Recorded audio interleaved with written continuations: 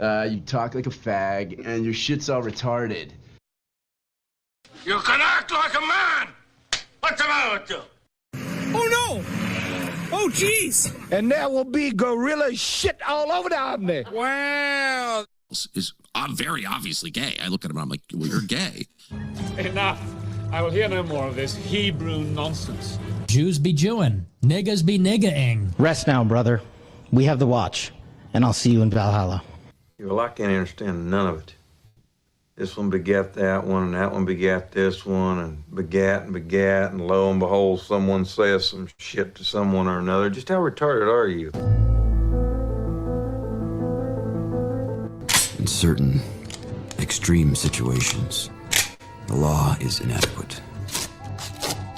In order to shame its inadequacy, it is necessary to act outside the law, to pursue natural justice. This is not vengeance. Revenge is not a valid motive, it's an emotional response. No, not vengeance. Punishment. Tonight we have a chance to say, yeah, you're right. We're too extreme. We're too wild. We're too out of control. We're too full of our own shit. Or we have a chance to say, hey, fuck you, you're wrong. Fuck you, we're right. Because you have all made it to the dance. Because believe me, this is the dance. Start the show.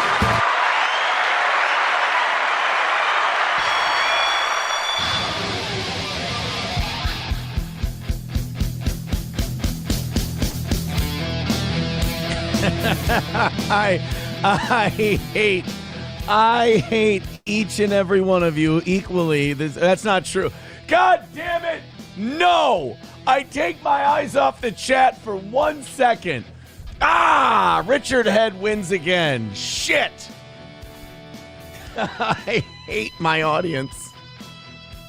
I hate them with the heat of 1,000 suns. I hate each and every one of you. Not even equally.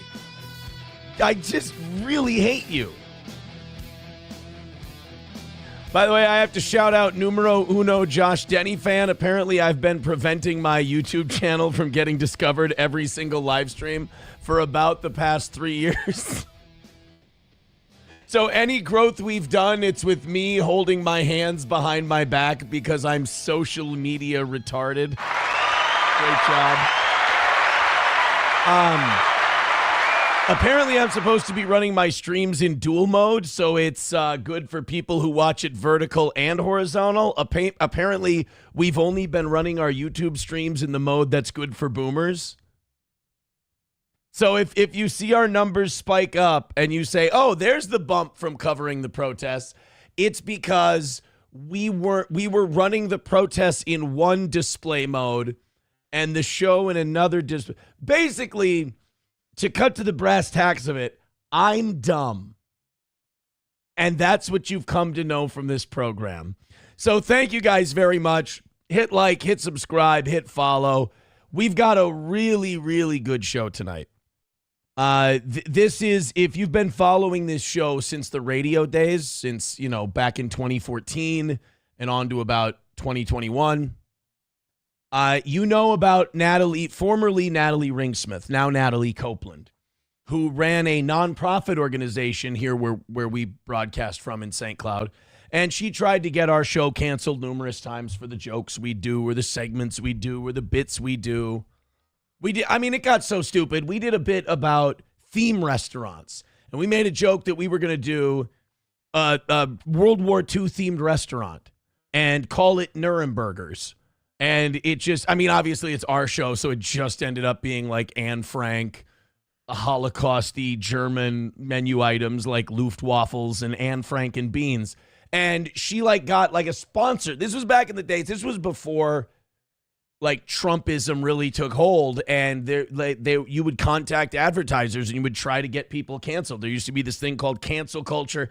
I don't think it's so much a thing anymore. I really don't. Especially not for me. I can cancel myself. Thank you very much. Check my rap sheet. But with this Natalie, she would do this. She would find a reason.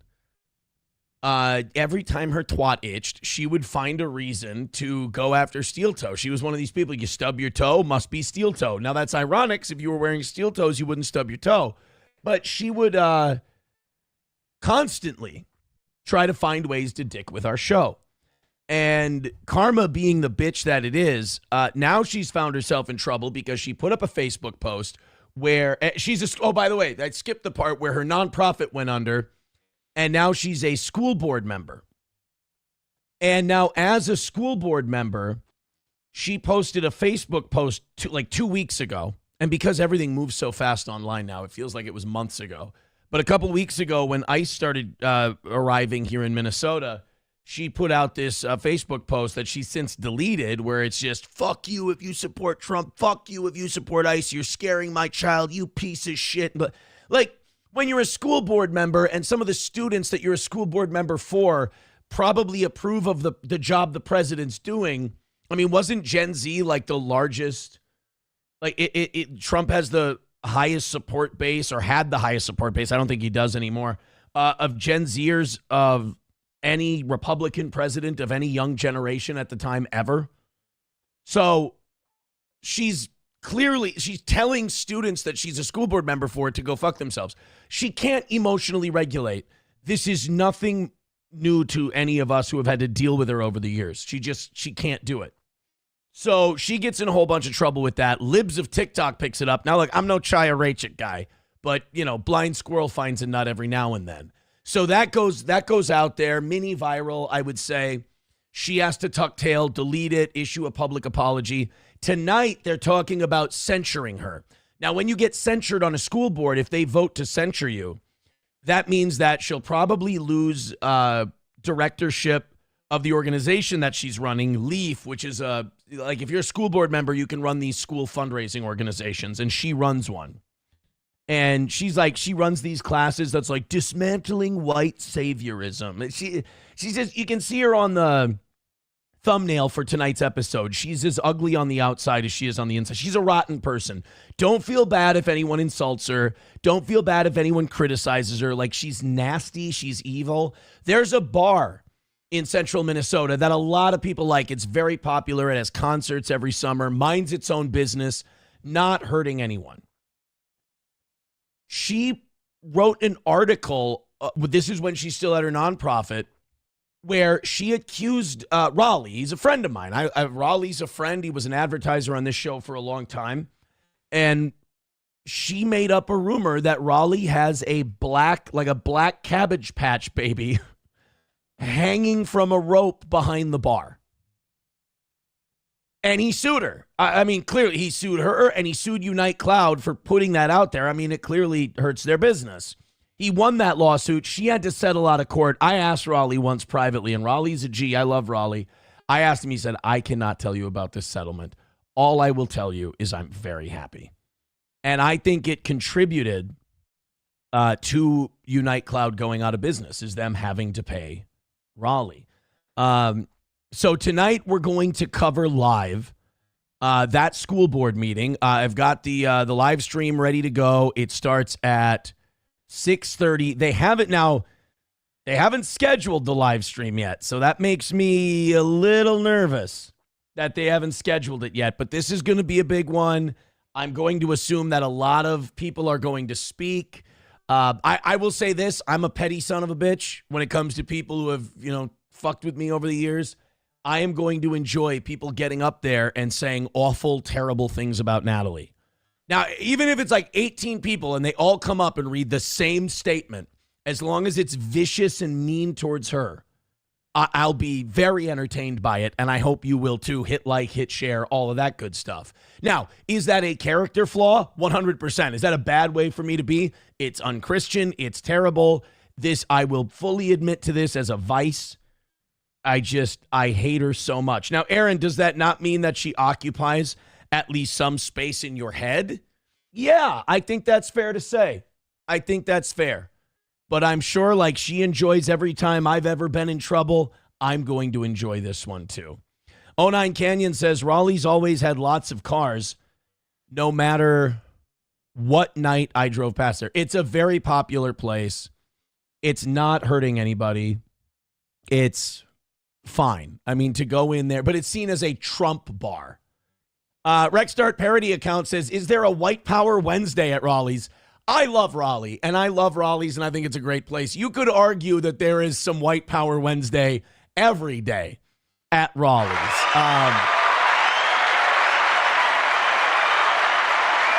Just being honest. Rusty Grammar says, Raleigh's is packed every night. The man knows how to run a business that caters to his patrons. And he's not running it currently. He's turned it over to the next generation. He still shows up. I think he's in town like once a month. But he's down in Arizona. He owns a bar in Arizona now as well, the Hitchin' Post in Arizona. So he, I think it's still open. Hitchin' Post, Arizona. Yeah, Hitchin' Post Saloon. There it is. That's Raleigh's joint. Man, wings and pizza. That's what Raleigh does well. Hitchin' Post in Apache Junction.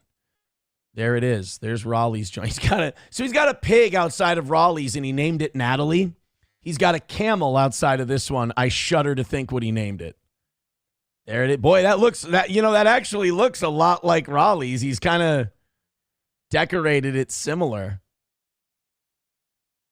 Nice play. Money all over the walls. I'm going to rob him. I'm going to rob Raleigh. Yeah, he's made the concert, the outdoor venue, same way as he made here. Of course, there's a giant cock. Why wouldn't there be a giant cock? Cool little Hitchin' Post deal. Yeah, Raleigh definitely has his branding. That's for sure. Wow, you know what? I got to say, this bar is way busier than Raleigh's. Not like customer-wise. I just mean like decorations-wise. This one's quite a bit busier on the inside. Oh, there's a cow pen. Yeah, that's definitely, it's consistent with Raleigh's branding. Good for him, man. Good for him. So, yeah, Natalie tried to screw with him. She tried to interfere with his business. He won.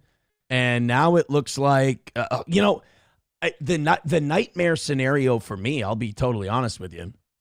The nightmare scenario for tonight is that they don't censure her.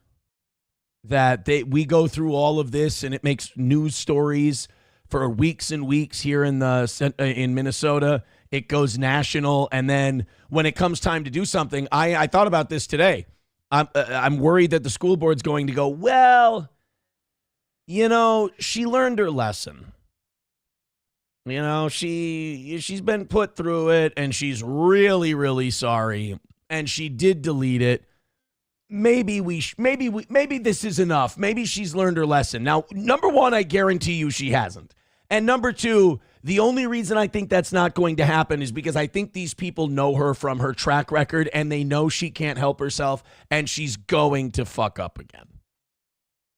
Los Federales says, for fuck's sake, man, change the goddamn shirt. Los Federales hates this shirt. You know what? I tell you what, $100 before the school board meeting, I'll change my shirt. Anytime our audience has a complaint and they want me to address it, I will give you a number, and there you go. So like 20 memberships on Rumble, whatever the case, I'll change the shirt. I'll make you that deal. Otherwise, you will suffer through blue shirt, and maybe tomorrow I'll wear a shirt that's way, way nicer. Thank you guys for this morning. It was a great morning show. We did it. We nailed it. We're doing it. This is the last evening show of the week, so for your generosity, consider your Rumble rants, your super chats, your gifted membership, Streamlabs, PayPal, Venmo, as they say here on the toe. And let's see if we can't have ourselves another great week of evening shows. This would be more perfection for the evening show for these 3 days this week. I can't believe it's over already. Already pushing 300 on the toe for the evening. We appreciate that. Of course, if you're new to the channel, please subscribe to what we're doing. So we got some stuff to talk about before we get to the school board meeting. They haven't created the live stream yet. I am getting nervous that they're going to, they're going to, what do you call it? Chicken out of streaming it. Like, they're just going to go, okay, this is going to be, and look, I would understand why they would. They're going to be like, oh my God, this is going to be a nightmare. Everybody's going to want to crucify this lady. It's politically charged. There's all the ICE stuff that's going on in Minnesota right now. God, we really shouldn't put this one up there. But like, honestly, if you promote that you're live streaming it, that'll stop people from showing up in person. So that would be a benefit. I don't think they're going to avoid putting it up there. I hope not. Hulkamash a baby with $1 starting us off tonight. Thank you, buddy.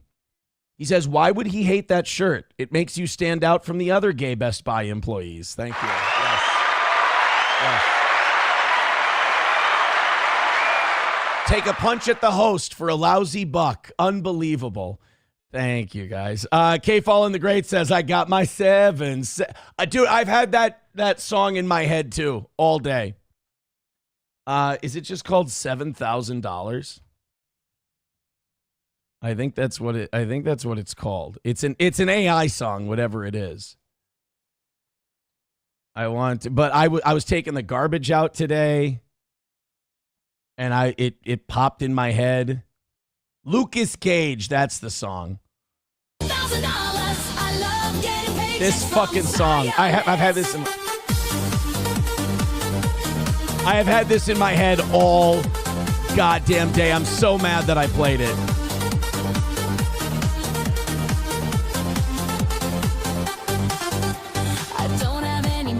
It's just, this part, I don't know any of the words to this part, but that chorus, it's just in your head.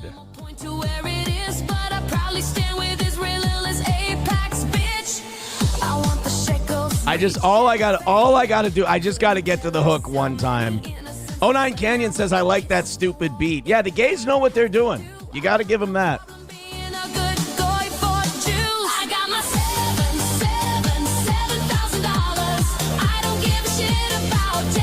I mean, don't get me wrong. I'll go on record as saying Myron Gaines is an edgelord tryhard, but this is catchy.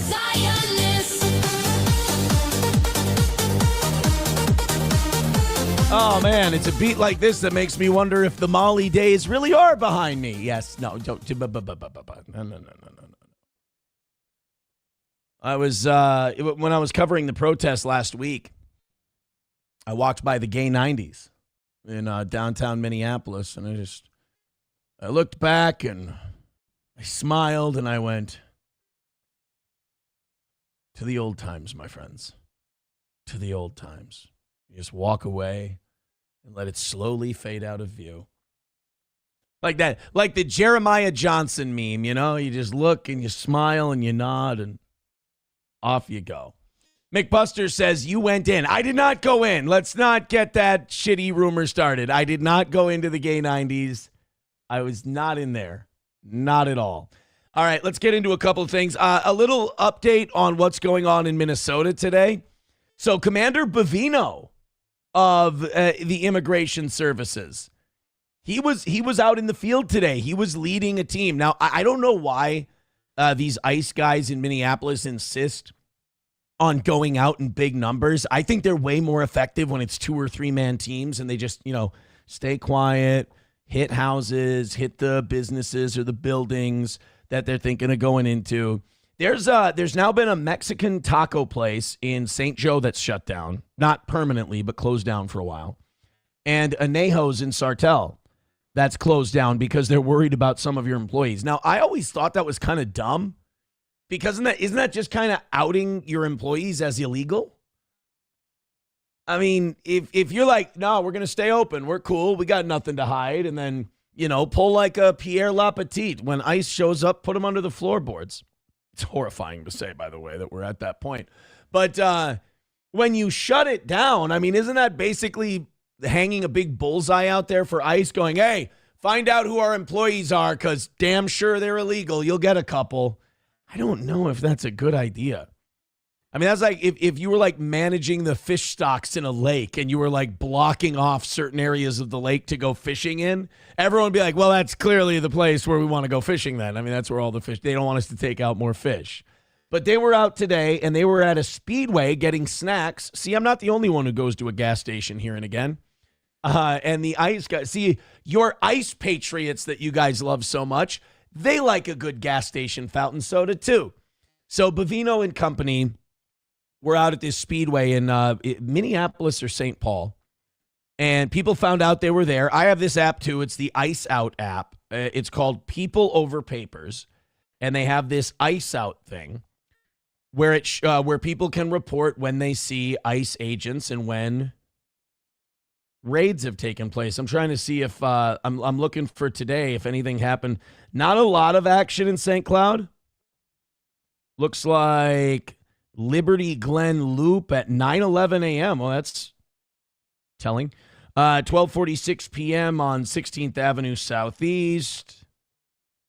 Highway 10 at 11:07 a.m. And it looks like Upper Town Apartments on 15th Street North in St. Cloud. Oh, they found people there. If you went to Upper Town Apartments on 15th, you found some people.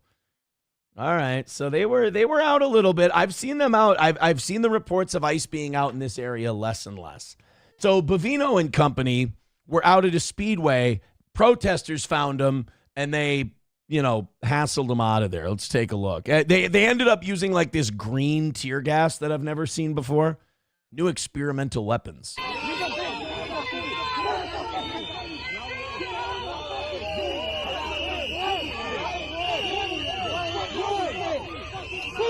Oh, it's always the point blank bear mace shots that are a real bitch. And boy, it's like everyone who gets hit with it too. Like there's nobody, sometimes they'll hit like the methed out guys with tasers and they'll be like, he kept coming right at us. And they'll just keep moving forward on you. I'm yet to see someone take that orange pepper spray shot in the face and not just go, yelp, yelp, yelp, yelp, yelp, and run away. That's a motherfucker. Let's watch that again. What now? I think it's the person in the jacket here next to the person in the brown. Let's see if they actually do anything to anyone to get the pepper spray. Right here. Okay.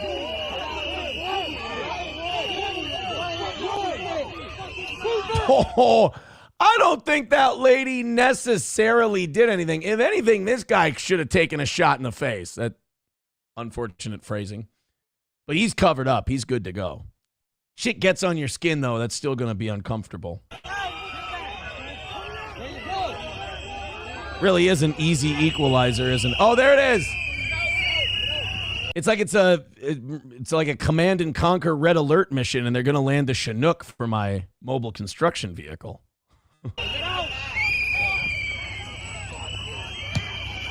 Don't walk into it, dummy. Yeah, we can see it's green from here.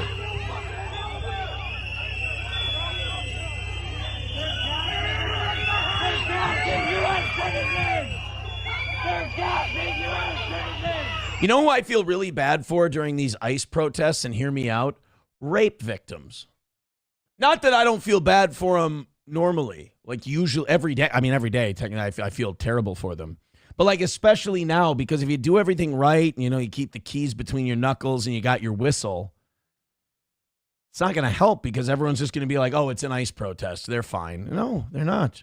Ironically, they might be getting attacked by an illegal.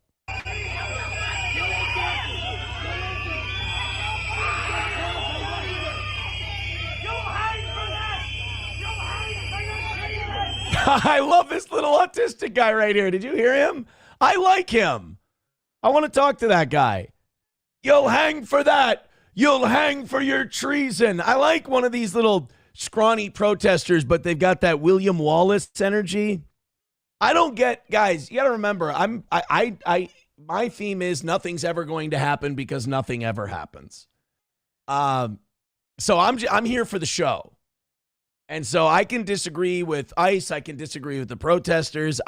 All I want's the entertainment. And I like this guy's energy. I like his commitment. Listen for him again.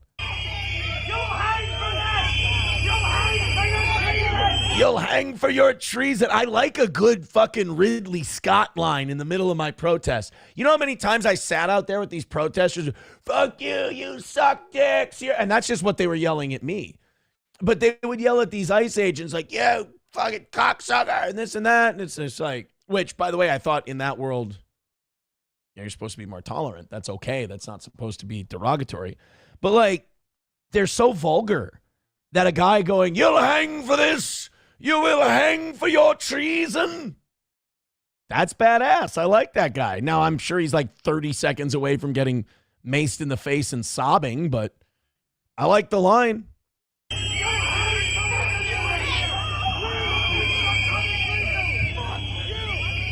Uh-oh. Whoa, what did that guy do? I was watching You'll Hang for Your Treason guy, and all of a sudden he's picking people. This is like a bar fight. You're just picking people out at random. Okay. What did that guy do?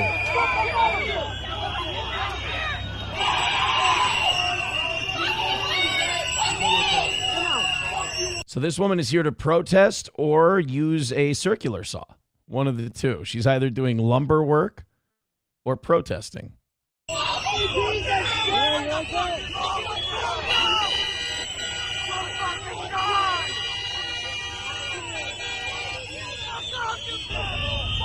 By the way, these ICE agents, they are not trained in crowd control.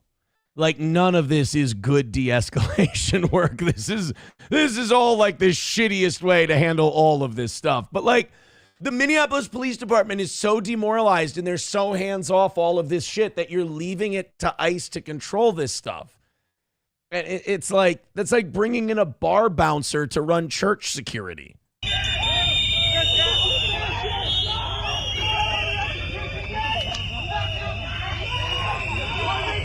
All right, we need someone who's going to handle this and de-escalate it. Who do you got? I got Terry Funk and Roadhouse. Yeah, that's not going to work, dude. Here's our hang for your treason guy over to the left. Ooh, that guy's out. Somebody might want to check on that guy. He doesn't seem like he's doing okay. What's your name, dumbass? What's your name? Did the ICE officer just kick snow at somebody? What a bitch.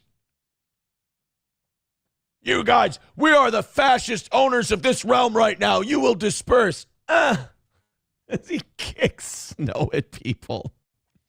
Snowball fight. Easy, that's how the Boston Massacre started.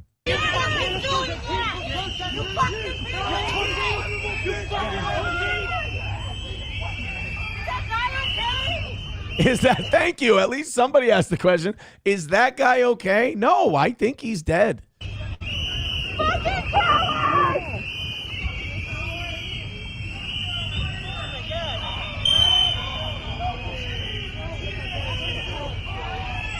You guys want to know, like, the craziest shit about, I know you're hearing the whistles right now, and you're like, oh my God, the fucking whistles. You want to know something? You want to know a secret about the whistles? You get used to them. Like, people would be writing in the chat as the chat's flying by as I'm doing the live streams from the protest. People are like, how do you handle those whistles? And I'm like, holy shit, I haven't even noticed the whistles.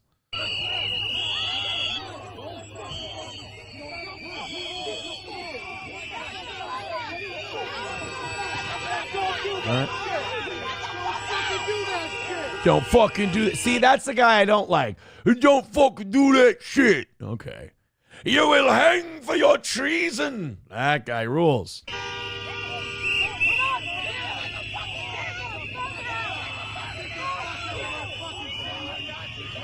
If you're one of the Speedway employees right now, you're like, now's probably a good time for me to get those bathrooms cleaned before my shift wraps. I can probably get ahead of that. Yeah, I don't think anyone's coming in.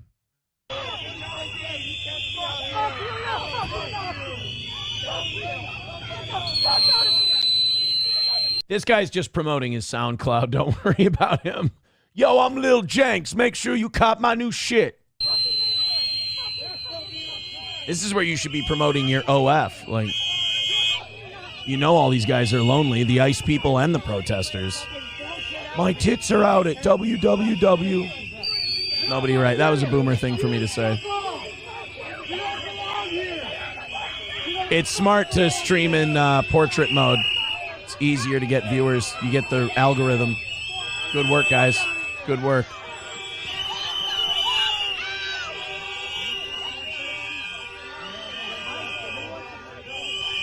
So there you go, guys. That's what happened in Minneapolis today. That's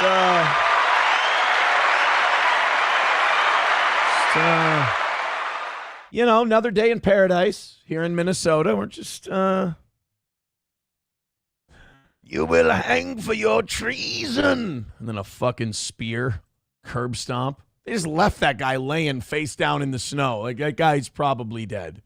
Gray Duckling with $2, gay cuckling, as they call him, says, I saw 2 major crashes in St. Cloud. Makes sense now. Oh, speaking of protests, there is a protest scheduled for 1 p.m. Saturday in St. Cloud. I am going to go down and stream that, but I'm going to try and get a little more active on the St. Cloud one. I'm going to try and do some interviews, talk to some people, things like that. Gay cuckling, with $2 says, my brisket is fucked.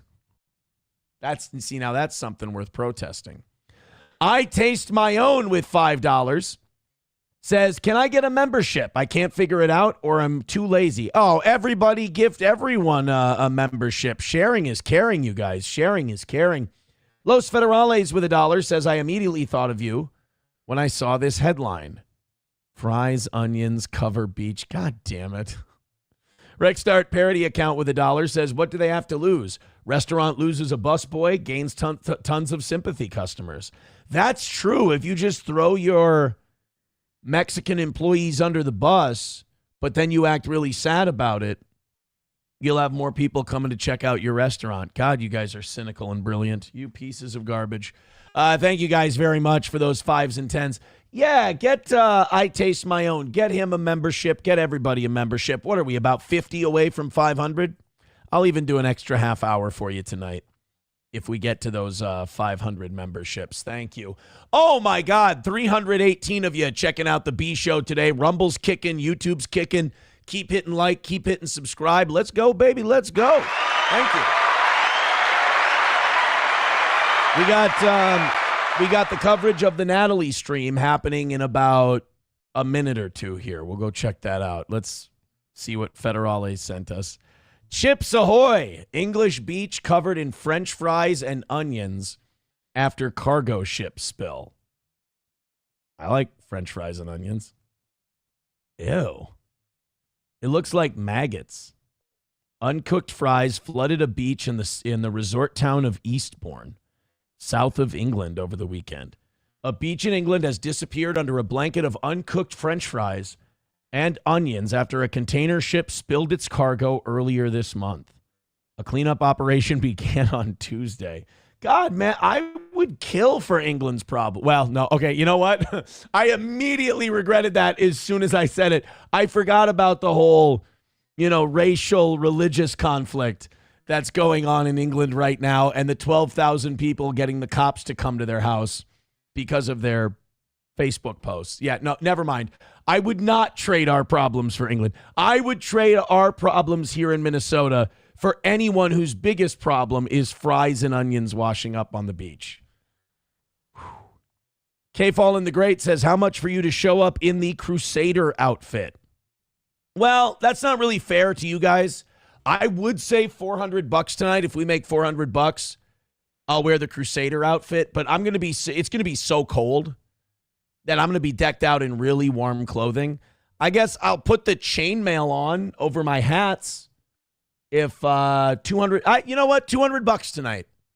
And I'll go cover it with the chainmail on over my hat. But I'm not going to be able to fit the whole Crusader tunic. And also, I want to be a little bit serious when we're covering these. But I also like making money from you guys. So thank you for your contributions. Well, let's see if they've got their stream up. It is 6:30. Thank you very much to Piggies Aren't Halal with $1. Says Natalie is a fucking naturally intelligent. Wait, here we go.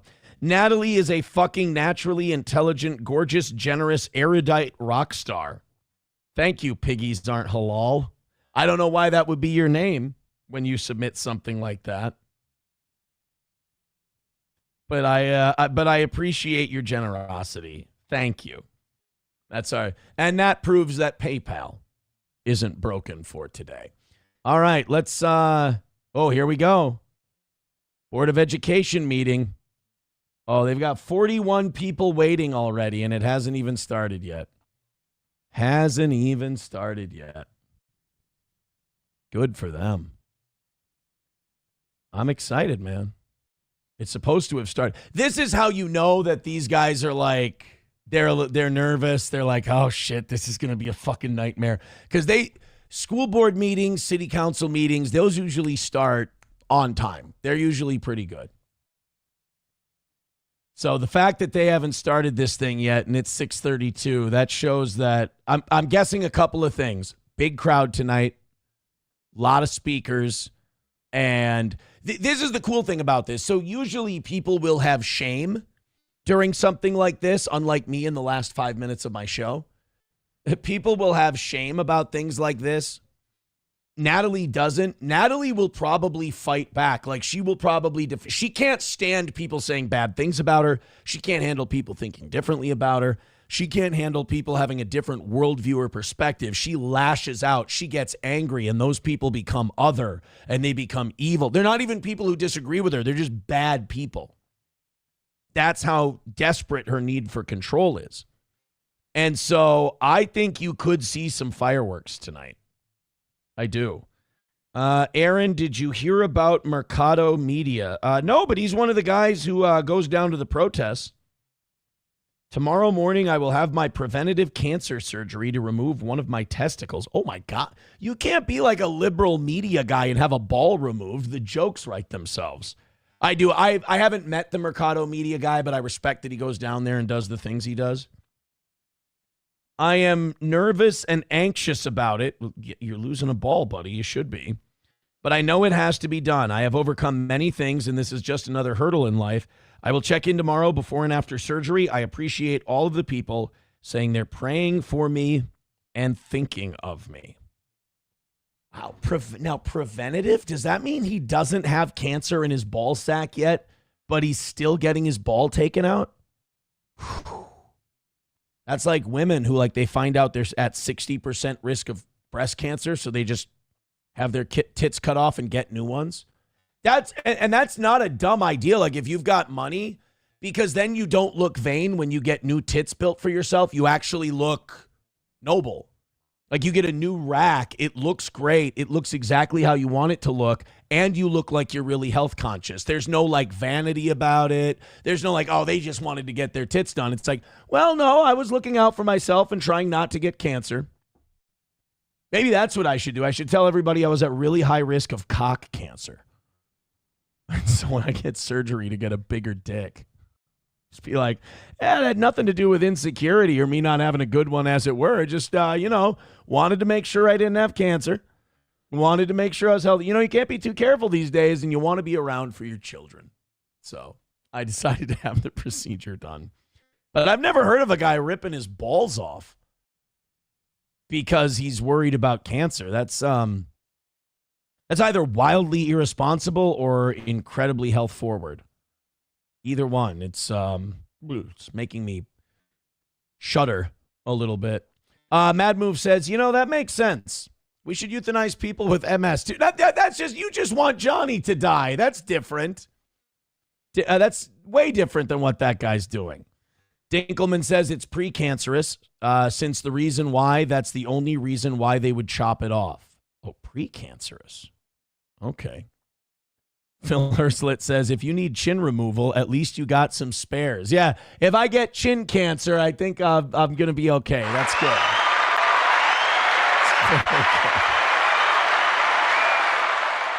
Thank you guys very much for being here. We're just waiting on the Natalie Cope. We've got a lot of stories to talk about tonight. The school board meeting has still not started, and it's 6:36. I can almost guarantee that they've got a shitload of people there tonight and that they're trying to get everything organized. I mean, when things like this happen in a town like the one we live in, they're just not used to people showing up for school board meetings. I've covered city council meetings. I've covered school board meetings. They are boring as all hell. But there's a controversy, and it's about Trump, and it's about ICE, and it's about a local woman that everybody thinks is a piece of garbage, so everybody wants to watch it. So they're just trying to get everybody settled, they're going to go over some ground rules and stuff, and then they're going to get it started. Do us a favor, throw us a couple Streamlabs, PayPal, Venmo, Super Chats, and Rumble Rants. I appreciate it.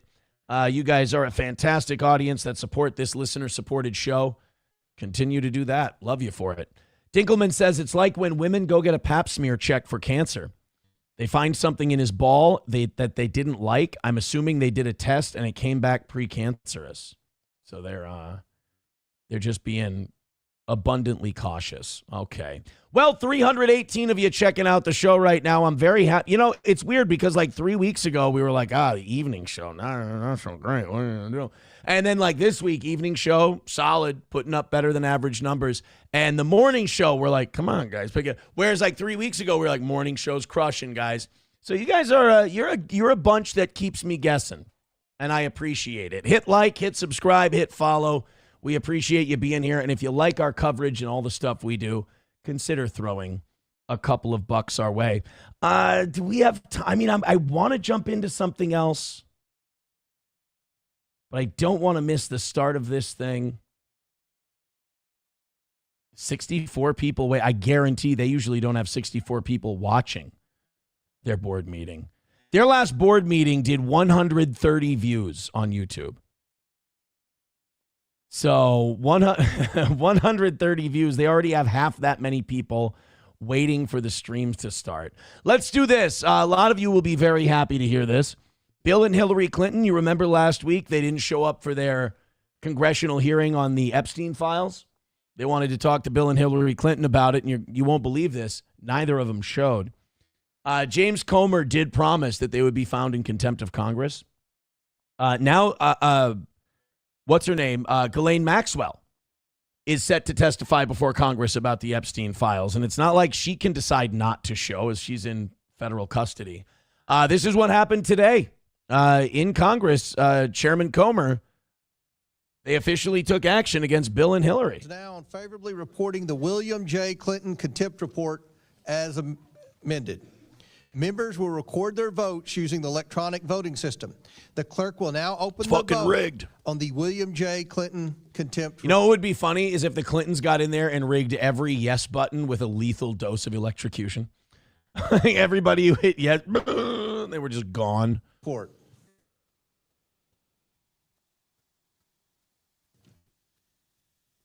I wonder how this is going to turn out. I bet you it's not on party lines.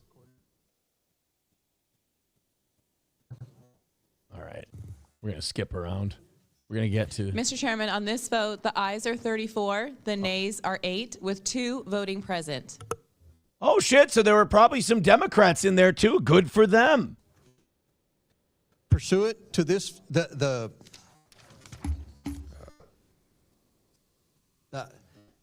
ayes have it. Pursuant to this vote, the committee hereby favorably reports and adopts this report recommending that the House of Representatives find William J. Clinton in contempt of Congress for refusal to comply with the subpoena duly issued by this committee.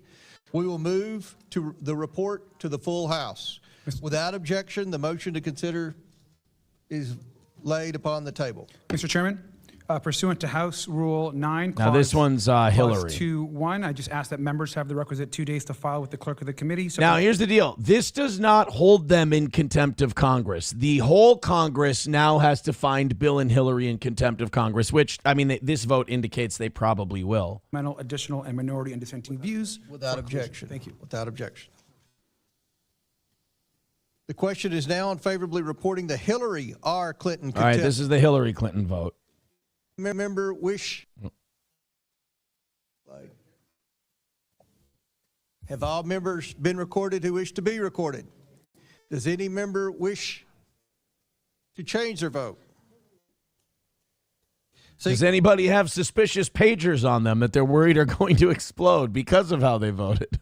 None, the clerk will close the vote and report the vote total. 1, 2, 3, 4, 5, 6, 7, 8, 9, 10, 11, Mr. 12, Chairman, 13, on this 14, vote, 15. the ayes are 28, the nays are 15. Wow, so Hillary got more support than Bill did. Holy shit.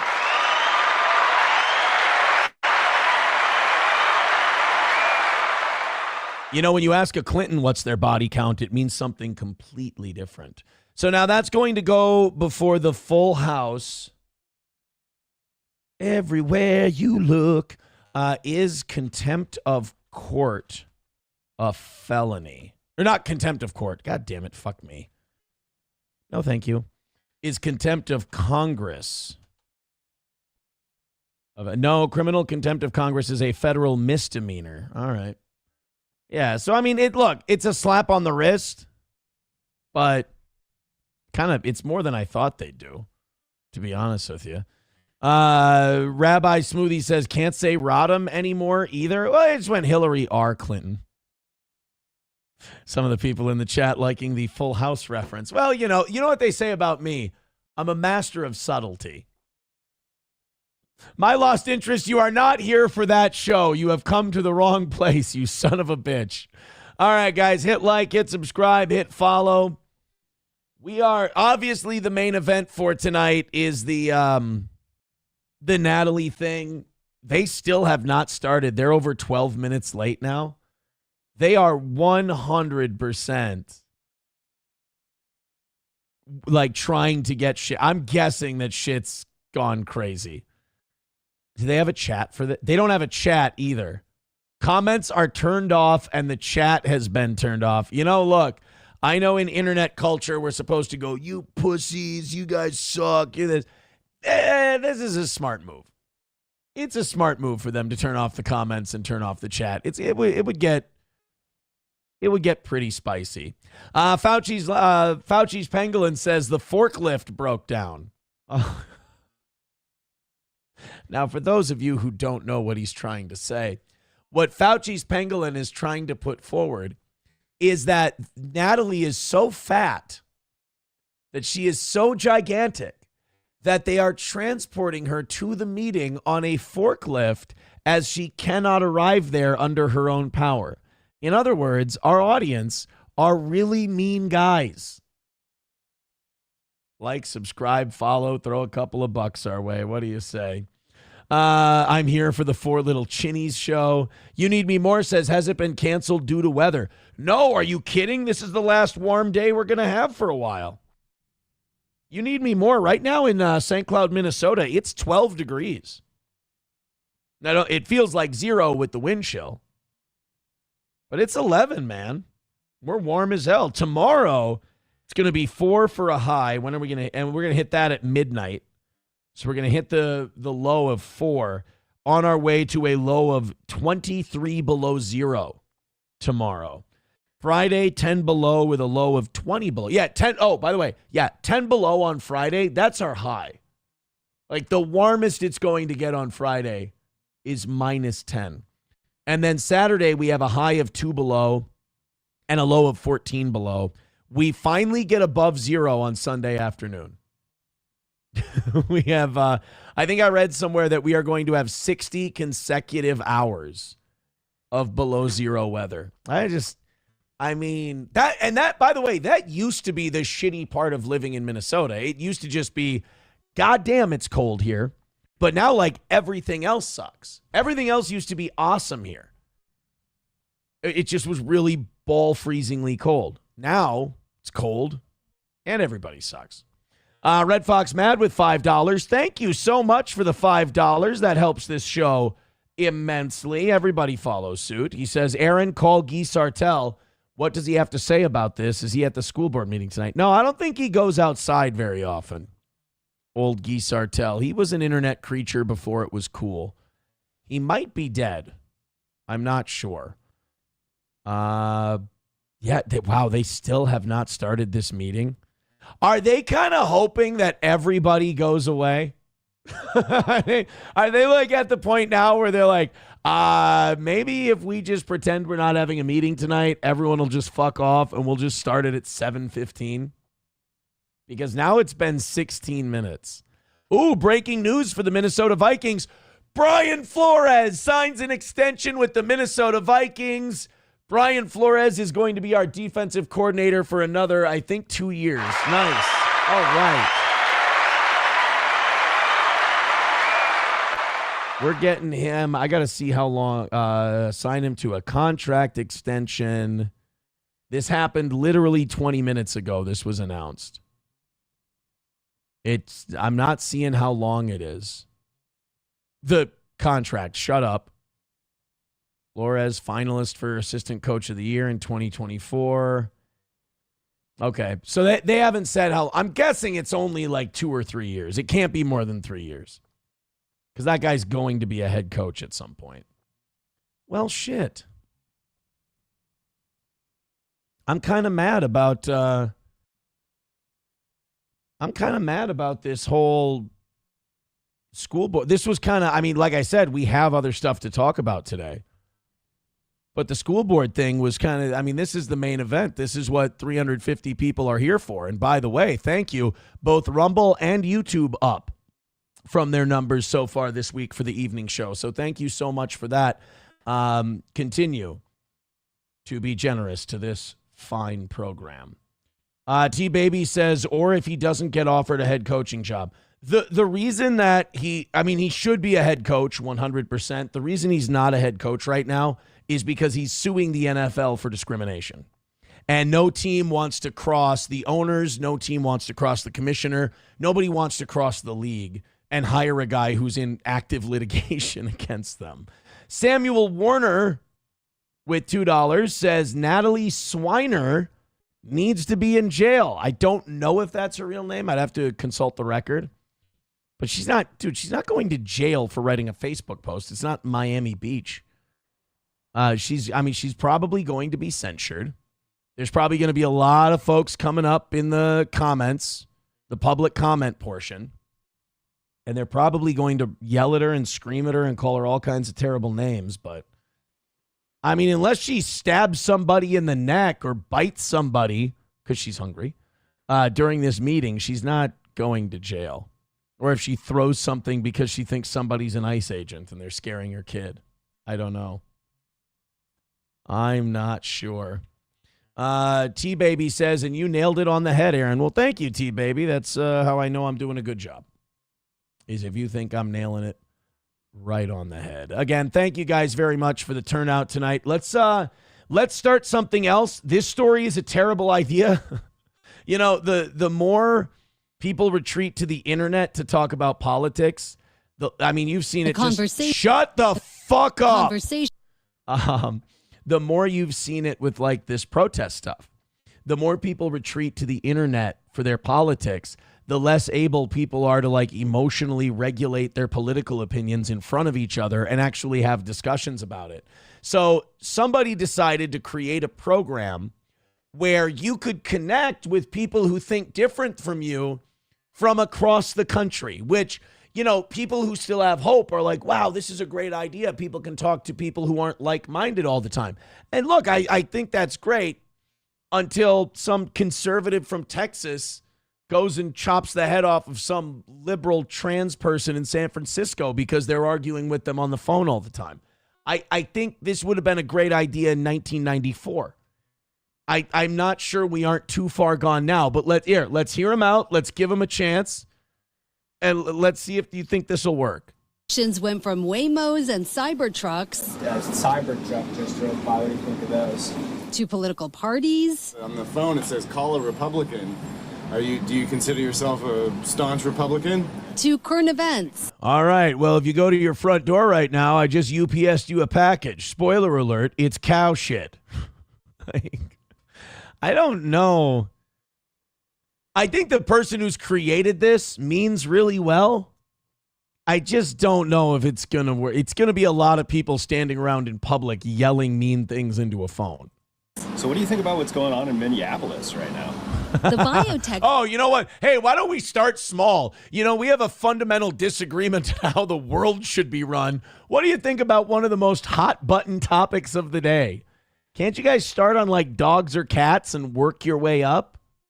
Company Matter Neuroscience is... How about I want them to do analytics. What is the average phone call time it takes for someone to get called a Nazi or Adolf Hitler? Behind a new payphone outside of Black Serum Tattoo on Valencia Street in San Francisco's Mission District. Black Serum Tattoo? Is that where Scarlett goes to get? No, you know. Somebody in our chat told me that Scarlett was on the illustrious Kill Stream with the mega talented Ethan Ralph. And I kind of fucked myself because I told, no, that was terrible phrasing.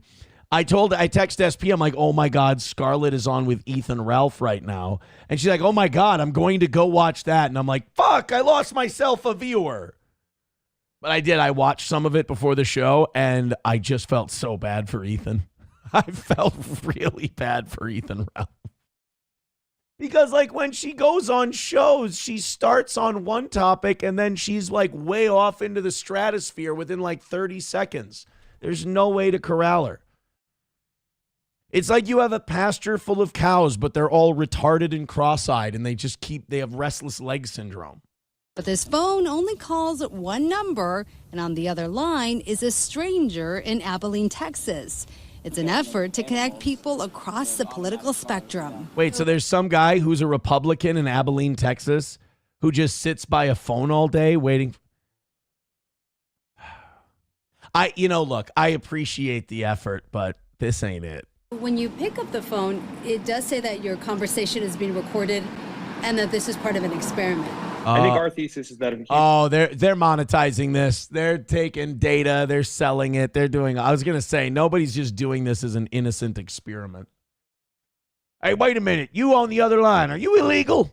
humans are pretty awesome, and if given the opportunity, we'll really look to find common ground because biological. Ben Goldhirsch, co-founder of Matter Neuroscience.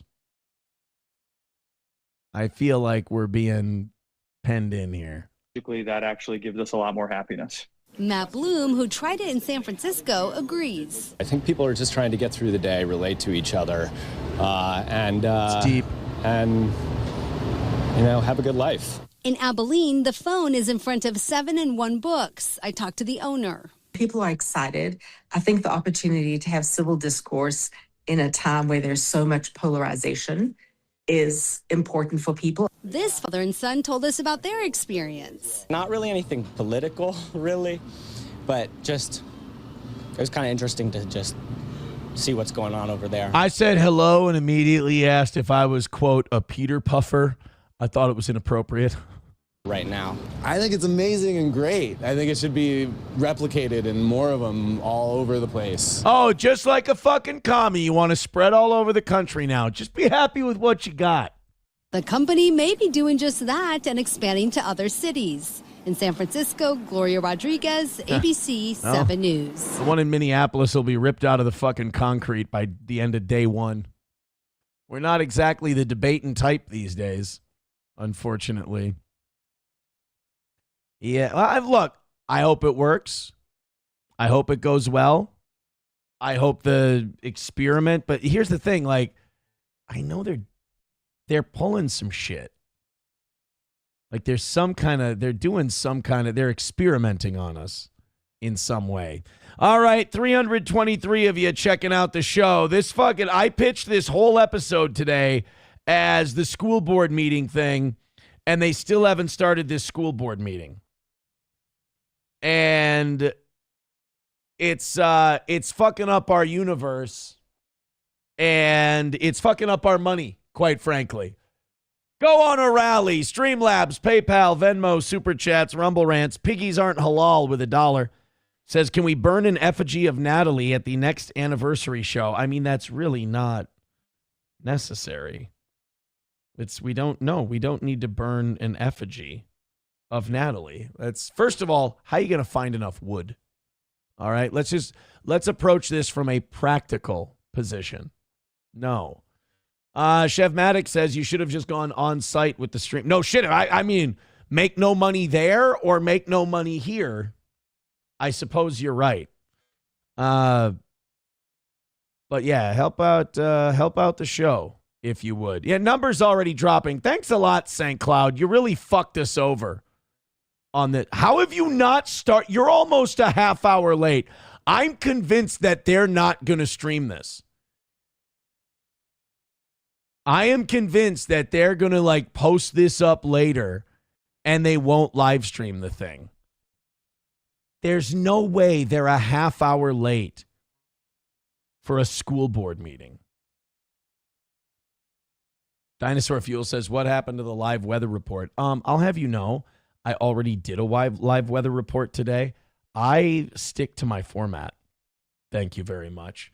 All right, make it worth the time and effort, boys and girls. Did you hear about the former, I think he's former, I haven't been following UFC for a couple of years now because, like, all my guys are old and I don't really give a shit about the next generation of UFC guys, and they're all Dagestani, creepy-looking guys, so I don't give a shit. I am kind of racist. What? I guess I could have just stopped there. When it comes to, like, boxing and MMA, I want my guys, like, it doesn't have to be their first language, but I want them to speak English, and I want them to be charismatic. And, you know, I got spoiled in my 20s and 30s with UFC personalities. I mean, there was Brock Lesnar, there was Conor McGregor, there was John Jones, there was, I mean, I'm leaving so many out. But even guys like Volkanovski and, Francis Ngannou. I mean, they were like personalities, like, guys. These Dagestanis, these Eastern Europeans are boring. You know, really, what's happening to UFC is the same thing that happened to boxing for a little while, like post-Mayweather, pre-Canelo being a superstar, big deal, and like pre-Tyson Fury, is that it was all these Eastern European guys, and while they were immensely talented and they were really good at what they do, they were boring as fuck. Like, I remember watching Khabib versus Conor McGregor, and I was like, I know he's winning, but god damn it, is he fucking boring to watch. He's just going to hold him down on the ground and lay on it. Like, it's... And you talk to MMA, like really hardcore MMA fans, like, no, you don't understand the skill that's going on here. It's ground control. Yeah, I get it, it's ground control, but like, fucking do something. I'm watching a fight, not a cuddle. And that's always been the criticism with UFC. But now it's just like all these Dagestani guys, and it's like, first of all, you all look the same with your fucking beard and your bald head. You look like you're either gonna collect the VIG or break a kneecap. And it's no offense, it's no fun to watch you fight. And I know I just pissed off a lot of people. I know I probably pissed off a lot of people with that take. Dinkelman says, have you seen Canelo's interviews? He should just speak Spanish. Because he says a Spanish word, and then he's like, what's the word? Yeah, Canelo's English is not the best. What do we have? Oh, do we have David P. and Mad Moof are fighting each other in the chat? I'm ready to cover chat fights because we're not making a dime tonight, and my whole plan on making money tonight, my whole angle, my whole draw, this school board meeting. Oh, there we go. It's finally started. By Scott, a second by Natalie. Heather, can you call vote? Well, what the fuck? Did they kick everybody out? Zach Dorholt. Natalie Copeland. Yes. Diana Fenton. By the way, Zachary Dorholt, Natalie Copeland, two of the biggest liberals you'll ever meet. Natalie makes Zachary look like a moderate, though. The consent agenda consists of non-controversial items the board adopts routinely without debate. Any single member may remove an item from the consent agenda by requesting removal at the time. God, you know what? It's amazing, but Natalie's gotten bigger. Consent agenda. Item A, approval. Like, this is like, how do you not like take basic care of yourself? I'm at a weight now where I take my shirt off and I'm like, oh God, you fucking do work on it a little bit. Make a fucking effort. She just, I mean, good God, dude, it's not about body shaming. It's not about anything like that. It's like, have some fucking respect for yourself. Jesus. And item E, approval of quarterly. Like, you have children. Don't you want to like see them grow up? Ms. Copeland has asked to remove item D. Does any other board member wish to remove an item from the consent agenda? Item D was a vegetable, so she wanted to remove it. Okay, then I'm looking for a motion to approve items A, B, C, and E as read. So moved. Second. I have a motion by Heather, a second by Scott. Heather, can you call vote on that? Heather Weems, yes. Scott Andreessen. Yes. Shannon Haas. Yes. Zach Dorholt. Dude, it's really good. Yes. Diana Fenton. It's really good when these school board meetings have controversy and people start watching them, because then they can kind of learn how this shit works. Natalie is just recusing herself. So Heather, can you call vote with, or I need a motion to approve item D on the consent agenda? So move. And do I have a second? Second. Okay, I have a motion by Scott, a second by Heather. Heather, can you call vote except for Natalie? Diana Fenton. Yes. Zach Dorholt. Gina Acevedo. Scott Andreessen. Yes. Shannon Haas. Yes. Heather Williams, yes. Okay, thank you. Then we're moving over to our discussion and action items. First up, did she try to get rid of item D because it was calling for her censure? God, she's a piece of shit. Like, she can't even take her punishment. She's still gonna be, I think this should be removed, actually. We have. By the way, Ryan the Garbage Man wrote in and he said, it would be so funny if her chair collapsed right now. God damn it. An action item. It is the proposed resolution for censure of board member. Oh, shit. And does everybody have a copy of it in front of you? She's shitting bricks right now. This is so there's a copy of the proposed resolution in front of you. This is a governance item concerning board conduct under Board Policy 209. The purpose of this item is for the board to consider the resolution as written, and this is not a public hearing, this part of it, and I will read the resolution of censure out loud in the matter of conduct of a... Oh, so this is not public hearing. I was going to say, like, aren't people allowed to come in and speak and talk about this shit? Apparently the censuring of a board member is not a public hearing. Oh. So that's probably what they were trying to do. That's why they were a half hour late. They were trying to skedaddle people and say, no, you can't be here. Member of the school board, whereas members of the school board serve as trustees of public education, are entrusted by the community to conduct themselves in a manner that protects the integrity, stability, and... I'm not going to lie. I want her to speak up. I want her to defend herself. I want her to squirm. I don't want her to just accept this. I want her to fight. ...of school board members. And whereas Board Policy 209B provides that in performing the proper functions of a school board member, each member shall consider myself a trustee of public education to do my best to protect, conserve, and advance its progress. And whereas Board Policy 209D4 provides that in meeting responsibilities to the community, each board member shall strive to uphold my responsibilities and accountability to the taxpayers in my school district. Oh boy. And whereas Board Policy 209... The only thing that really works out in her favor is that this isn't public and people can't comment, because she would get roasted. Take no private action that will compromise the school board or administration.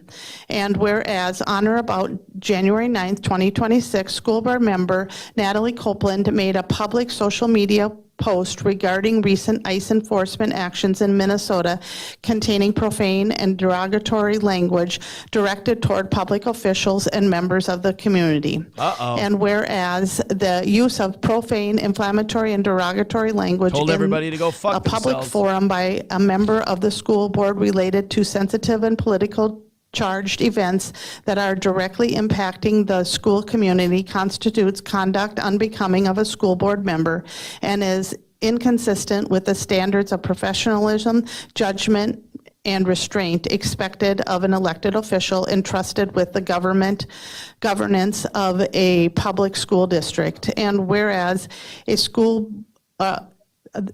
whereas the board member's public social media post on January 9, 2026 has caused significant concern and disruption within the school community, Hell yeah. diverted administrative time and attention from the district. She made my daughter cry. And undermined public confidence in the school board's ability to govern in a respectful, inclusive, and professional Gift a membership if you think Natalie should go down. January 12, 2026, school board member Copeland published a public apology regarding the post expressing her regret and committing to listening, learning, and serving our community with empathy and understanding. And whereas such conduct constitutes private action that has compromised the school board and the administration in violation of Board Policy 209. I dare any one of them to speak up in favor of her. I want to see if anybody likes her. Fails to reflect the responsibilities of a trustee of public education as required by Board Policy 209B. And whereas such conduct is inconsistent with the obligation to uphold accountability to the community and taxpayers as required by Board Policy 209D4. And whereas the school board recognizes that an individual board member board members retain their personal First Amendment rights, but also affirms that those rights do not absolve board members from the ethical and governance. Everybody has a code of conduct at their work that, like, the First Amendment means the government can't do shit to you. Anybody over the age of 11 knows Number this. one, that the school board hereby formally censures board member Copeland for conduct inconsistent with board policy 209 and the standards of conduct expected of a member of this board. Break Number the two, chair. that the Break. censor I want her to serves get as an mad, official pound the expression of table, board's and have the disapproval chair completely and a give public way. reprimand for actions that have harmed the governance, operations, and public trust of the school district. But my kids were scared. But my kids. Reaffirms its commitment to civil discourse, respectful leadership, and governance focused on the education, safety, and well-being of all students and staff. And item 4. No Pen 15 Fathead with $2 says, Natalie makes you look fit. You are more than allowed to post these comments with money behind them. I love it. So before we proceed, I want to clarify, make a statement that the discussions, I'll ask for a motion in a second, but the discussions are limited to the contents of the resolution and the standards of board policy 209, that inflammatory statements or commentary to the broader public issues, specifically the ones that were mentioned in the... So in other words, they don't want people making this a debate about ICE. They want to keep it to her running her mouth. That's not what this agenda item is about and that we are discussing tonight. So I'm looking for, before I open it up to discussion, I'm looking for a motion and a second. 7,000. So moved. I have a motion by Heather and a second by Diana, and then I'm going to give first the microphone to recognize Natalie Copeland first. Yes, here we go. Squeal. Thank you, Chair Haas. To you sound so sad, my neighbors and to fellow school board members, Dr. Putnam and the cabinet, and anyone listening tonight. Snack cabinet. She always thanks the snack cabinet before she comes to the meeting.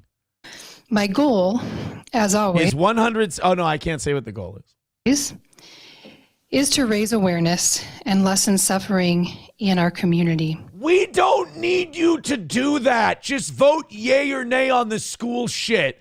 My God, these fucking white women with a complex. My goal is to alleviate suffering. You can't. Nobody respects your opinion. Shut up. This fucking God complex. With my now deleted social media post, I missed the mark. You missed the... Oh, shut... You disingenuous twat. You missed the mark. You are a mark.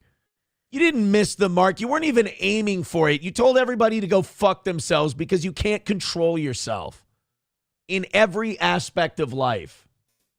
And brought negative attention to those closest to me professionally and personally. No, just you. Yes, I was speaking personally at the time, but I do recognize that Board Policy 209F6 instructs that I shall take no private action that will compromise the school board or administration. You made a post that told students and their parents to go fuck themselves. It was a direct reflection of your job as a school board member. By the way, No Pen 15 Fathead with $2 says she's already out of breath. God. My statement compromised the board and administration and was harmful to the school community.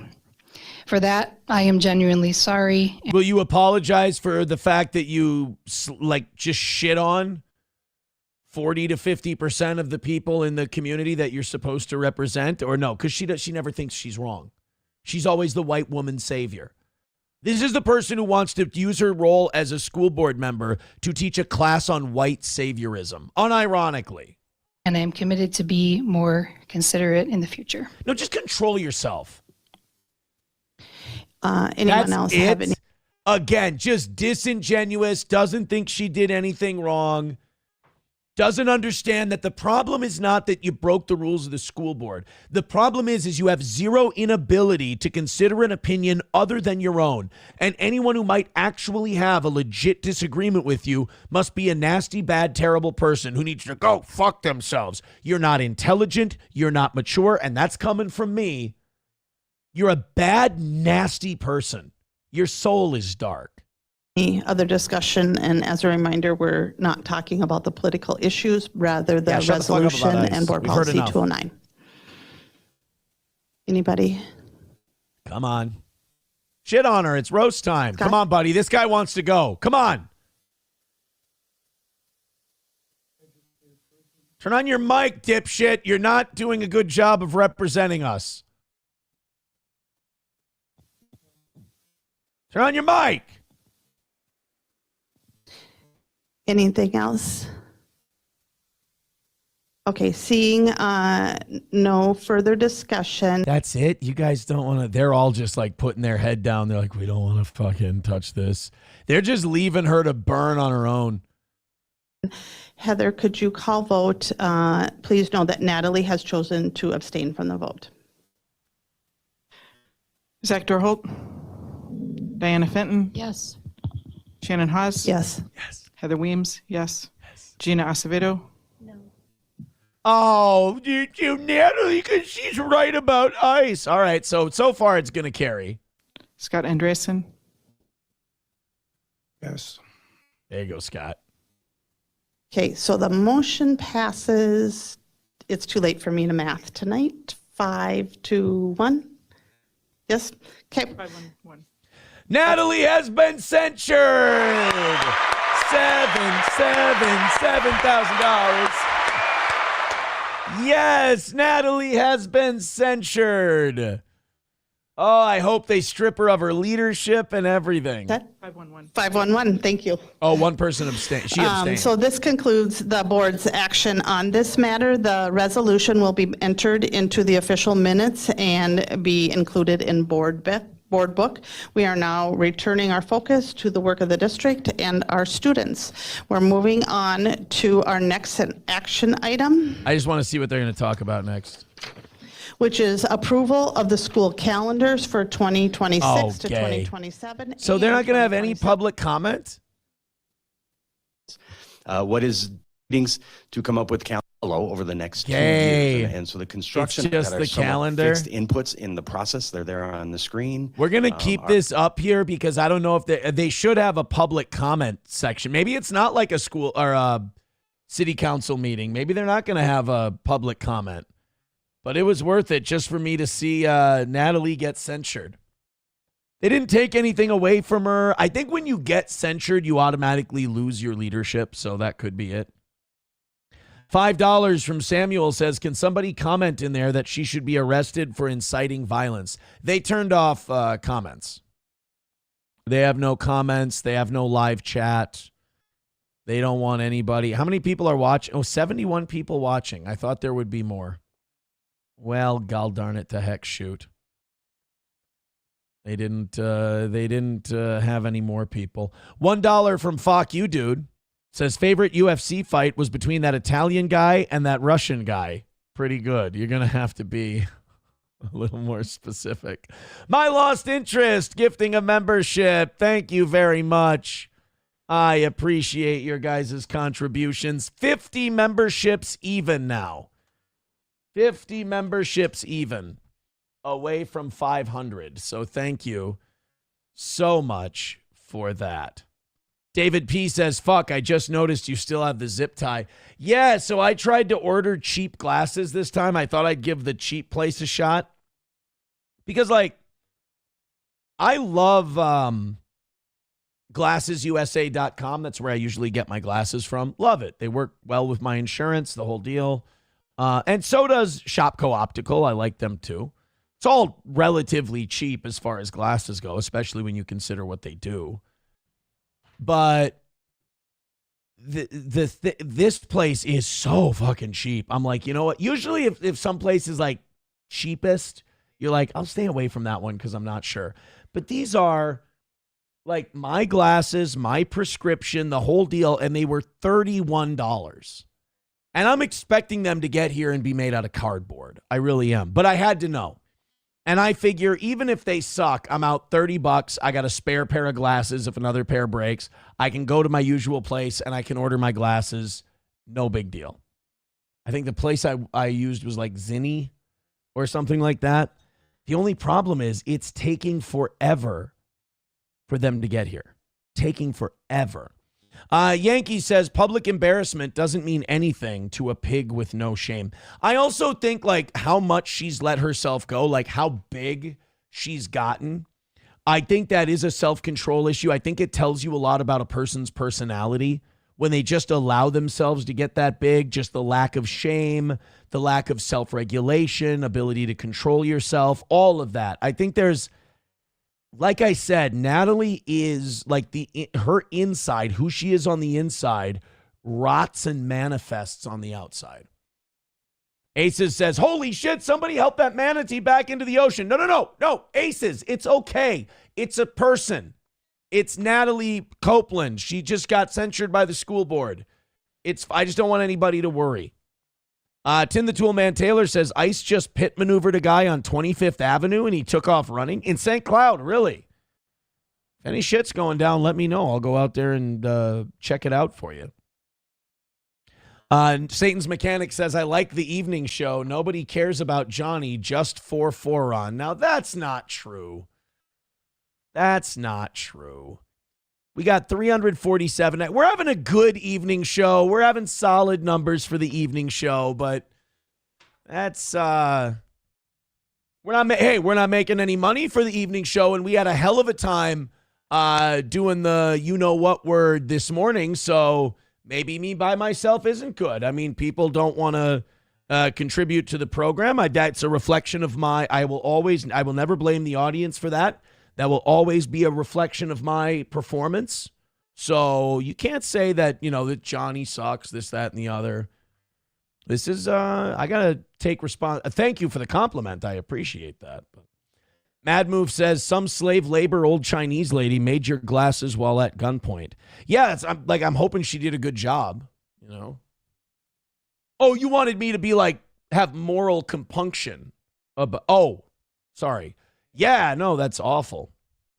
That's really, really bad that's the way they made them. But, if an old Chinese lady had to have a gun pointed at her head to make my glasses, I hope at least they're good. I'd hate to think that, not only did she have to suffer the trauma of having a gun held in her face while she makes glasses, but also she sucks shit as a craftsman as well. What I'm trying to say is it can always get worse. Dinosaur Fuel says, yeah, they have to whip the kids harder to get your glasses made. Again, they don't have to whip you harder if you just make me a nice pair of glasses. You know who they should be whipping is the people delivering the fucking things. It's taken forever. T. Duden says, Dorks for Us is great for dork eyewear. Is that a real place? Dorks, what's it called? Dorks Like Us? Dorks Are Us. I'm searching something that clearly doesn't exist, and I'm just searching this like an asshole. And right now he's probably thinking, is this guy fucking retarded? No, there is no Dorks for Us. Dorks Are Us glasses. That's not a thing. I just Googled something, and it was a guy making fun of me. I'm stupid. Nomo says, if it's good and cheap, it ain't going to be fast. That's a good point. You're paying $31 for glasses. You can wait for them to get here. By the way, $31 with shipping? I should have asked about that. $31. Shit. Fauci's Pangolin says, strap on a pair of binoculars and become an X-Men. Oh, like Charlie Kirk. By the way, we do have that Candace Owens Charlie Kirk clip. I posted that about an hour before the evening show tonight. Please at least click on that and give it a pity view and hit like so we can up it in the algorithm.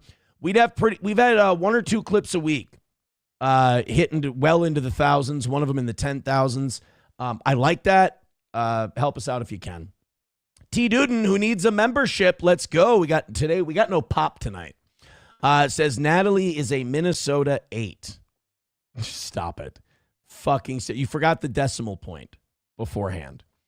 Mrs. Green Dingus says, get him new glasses before it's the steel toe zip tie show. Well, it kind of is. You know what I could do, though? I could take a wire cutter and I could trim this little piece and I could make this a little less aggressive.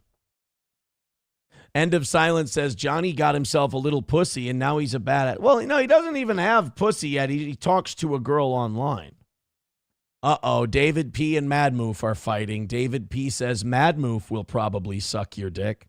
I'm going to live in the chat for a little bit. I'm going to let the show be the chat because I've been doing the show and I haven't been doing a good job. So I'm going to let you guys hang out a little bit. Hopefully you feel like throwing a couple in. My Lost Interest says, is Johnny feeling better? Chat is really concerned. Did he not? If he didn't do a show this afternoon, then that's good. Because that means he's resting up and he's getting better. I don't like those days where he calls in with me and he's like, yeah, I can't do the show. I'm sick. And then in the afternoon, I see him go live. I'm like, well, fuck me, I guess. Rexstart parody account with $1 says, start your own company with government money. Glasses for asses. Like, that's like homes for homies, right? Baba Shab says, Johnny does fucking suck. Why? Why would you say that? Mad Moof and David P. fighting each other. I'm going to let you guys be the show right now because I don't know if you've noticed, but we've had a rough week in terms of my performance. I don't know if I'm resting on my laurels or I got to recalibrate my shit and find out exactly what you guys want and make sure I'm hitting that. Evening show we have. Morning show I definitely haven't. Mad Move says, David P., you're confusing me with the Night Daddy. David P.'s a Mersh guy. I like people who can be Mersh guys and steel toe guys. I've never had a problem with Mersh. Mersh got a bug up his ass about me for some reason. He's just, I think he might have been a follower. And he thought he could jump onto something, but I don't take it personally because I know it's not authentic. So you should be able to enjoy whatever shows you want. I know I've heard from his fans that he has a problem with it sometimes, but he should get over that. David P. writes, good one, dork, bitch, keyboard warrior, faggot. Oh, wow, okay, we're throwing haymakers now. Mad Move versus David P. is starting to come up a little bit. Mad Move says you got clipped crying that you earned mod from Mersh because of your contributions. LOL, you are a sad person. Oh, boy. David P. says, obsessed with other men, can't beat the gay allegations. Oh, boy. Mad Move says, Guy, you are the one who literally got clipped spurging Lamau Cope. Oh, God, it's getting ugly. LOL, you got your shit repoed too. How do you guys know this shit about each other? You guys shouldn't be investigating chat people. Mad Move, how do you know that this guy got his car repossessed? Oh, I think he's making fun of Mersh. Like Mersh got his car repossessed. Okay. Mad Move says birds of a feather. David P. says, keep trying insults, you fucking loser. Talk about Mersh some more, you fucking homo. Well, here we go. Now we got homo and the gay F word is flying around. And you hate to see it happen to our society. You know, it's just, it's all breaking down. Johnny, they're saying Johnny did not do a show today. Okay. T. Duden says, Johnny angling for that family leave pay. He's trying to get a couple free ones out of Governor Walz. You know, while the purse strings are still open, you got to get your hands in there. Mad Move says, David, oof, you aren't getting that. You tried to buy friends online and got called a bitch faggot by your night daddy. You know the David P. lore, Aaron? No, I don't know the David P. lore. You know what? And I have a feeling you're going to tell me the David P. lore, and I'm going to be really fucking mad that I then know David P. lore. Because I didn't come into tonight's show going, I hope I learned some irrelevant lore about a guy who likes my show. I don't care if he did horrible things. If I know about them, then I have to judge, and I don't want to do that. If I don't know about them, I don't have to judge. He got smacked by Mersh because he spurged that he should get mod from Mersh for all the donos dude makes. All right, everyone gifting 5 memberships tonight gets mods for donos. I'm just kidding. I don't know what the fuck.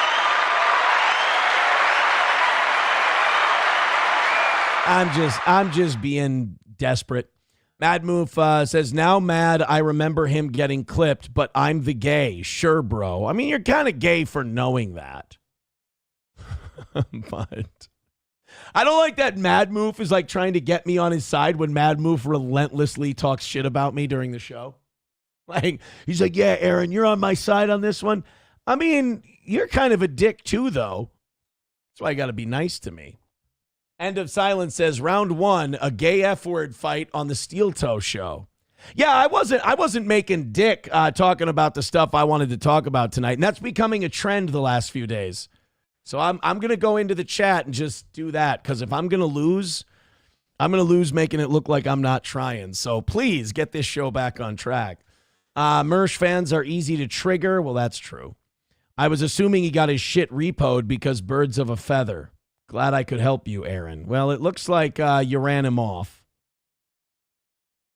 Oh, there's a clip of Mersh yelling at him. Well, way to go, dickhead, because now you ran off one of our fans. Thanks a lot. Now poor, what's his name? Ass Dingus? What was David P.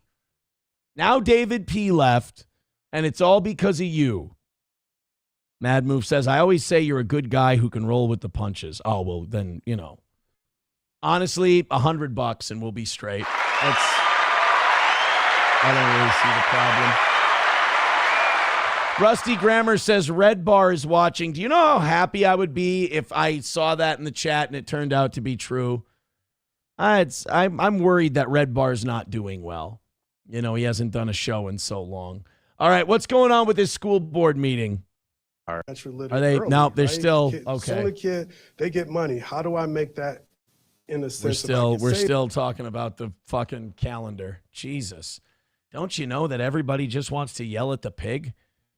They just want to abuse the fat lady. That's all they want to do. Consider your viewership, school board. Bigot on Socialist Media says, I thought they were just busting balls and not taking it seriously. No, apparently they hate each other's guts. David P. says, I'm just not engaging. This is too gay. T. Duden says, Mersh called Hobo and Roots retards for a half hour for watching the toe. Really? That sounds too petty even for Mersh. Was he really mad that Hobo and Roots watched Steel Toe? I know this about Roots at least. Probably Hobo too, but I know this about Roots. He's not going to put up with anybody telling him he can't watch shit. I don't understand how people who talk into one of these, and especially someone like Mersh who's been dragged for years, I don't know how he can, you shouldn't watch this show. Who gives a fuck? You suck at your job, I suck at mine. Let's just suck in different corners of the world. No Pen with $5 says this Mish drama is gayer than your shirt collection. Other people in the chat saying pot awful one. That's evergreen right there. My Lost Interest says, any chat comments in the school board live stream? No, they turned them off. You're not allowed to go in there because the chat would just be a lot of people saying suey. In fact, they've lost half their live viewers already. It went from 80 to 40, which is actually surprising. I didn't think that 40 people would want to hear about the school calendar. They're not against working in groups. They just know that when they do work in groups, 40 people want to watch this. They want it to be meaningful and they want to have a role and have clarity on that. And those are great insights that help us, do things like take action. So this is fucking, I can't. I just my hatred of Natalie is the only thing that allowed me to watch that. That's it. Satan's Mechanic says, can we watch it again without stopping? No, I'll tell you why I stopped it so much. Because I knew that they weren't going to have public comments. So I knew there wasn't going to be a lot of meat on the bone. I knew there wasn't going to be a lot of content on it. I was stretching it out for content. This was the thing that I pitched the whole show on. The reason we've only made $30 in an hour and a half tonight, oh my God, is because I built this thing up and then the school board went, and by the way, smart on their part. The school board went, how do we just get through this as quickly as possible and draw as little attention to ourselves as we can? And it was stall for a half hour, start the meeting late, go into some little room, and don't allow public comments. So I paused a lot on purpose because I'm like, oh God, tonight's show is a bust. Like the numbers were good, but I didn't deliver. That's for sure. So we were talking about UFC a little bit. Hit like, hit subscribe, hit follow. Please throw us a membership or two, man. That would really, just like if all of you would throw in something, we'd appreciate it. And hopefully I'm in a little bit of a slump right now in terms of providing you guys content. I'm going to find that sweet spot of shit you like to hear about at some point. We're just kind of missing each other a little bit, I think. This Jairzinho, I always fucked up his name, but Rozenstruik. He's a former heavyweight in the UFC. And, I guess now he's fighting in dirty boxing. He's fighting in the dirty boxing league. Oh, so it's like, there's a lot of these leagues like the bare knuckle league and all this other shit where like when UFC guys can't compete in the UFC anymore, but they still need to make money, they'll go to like these offshoot organizations. So Rozenstruik was one of these knockout punchers. He met up with Ngannou. He got destroyed, and that kind of established where his existence was going to be. He was like one of the bottom 5 of the top 10 guys in his era. He was arrested this week for domestic violence. He allegedly bit his victim, got into a blowout argument with his partner, and bit. They later revealed it was a domestic battery. When they arrived, officers say they made contact with Rozenstruik, who told them his partner, who was not identified, pushed him during an argument. Cops say the 37-year-old fighter was uncooperative and advised they figure it out and did not need law enforcement. Whoa! Yeah, you can't do that. Like the cops you gotta go in, get into the 21st century, man. You can't go into one of these domestic incidents where people have already, physically pushed each other and then go, all right, here's the deal. We're going to leave. We're trusting you two to be adults and figure it out. That's how people end up getting shot and the cops coming back with body bags. Especially like you got to do your homework. The other guy's a fighter. He could crush her with one punch.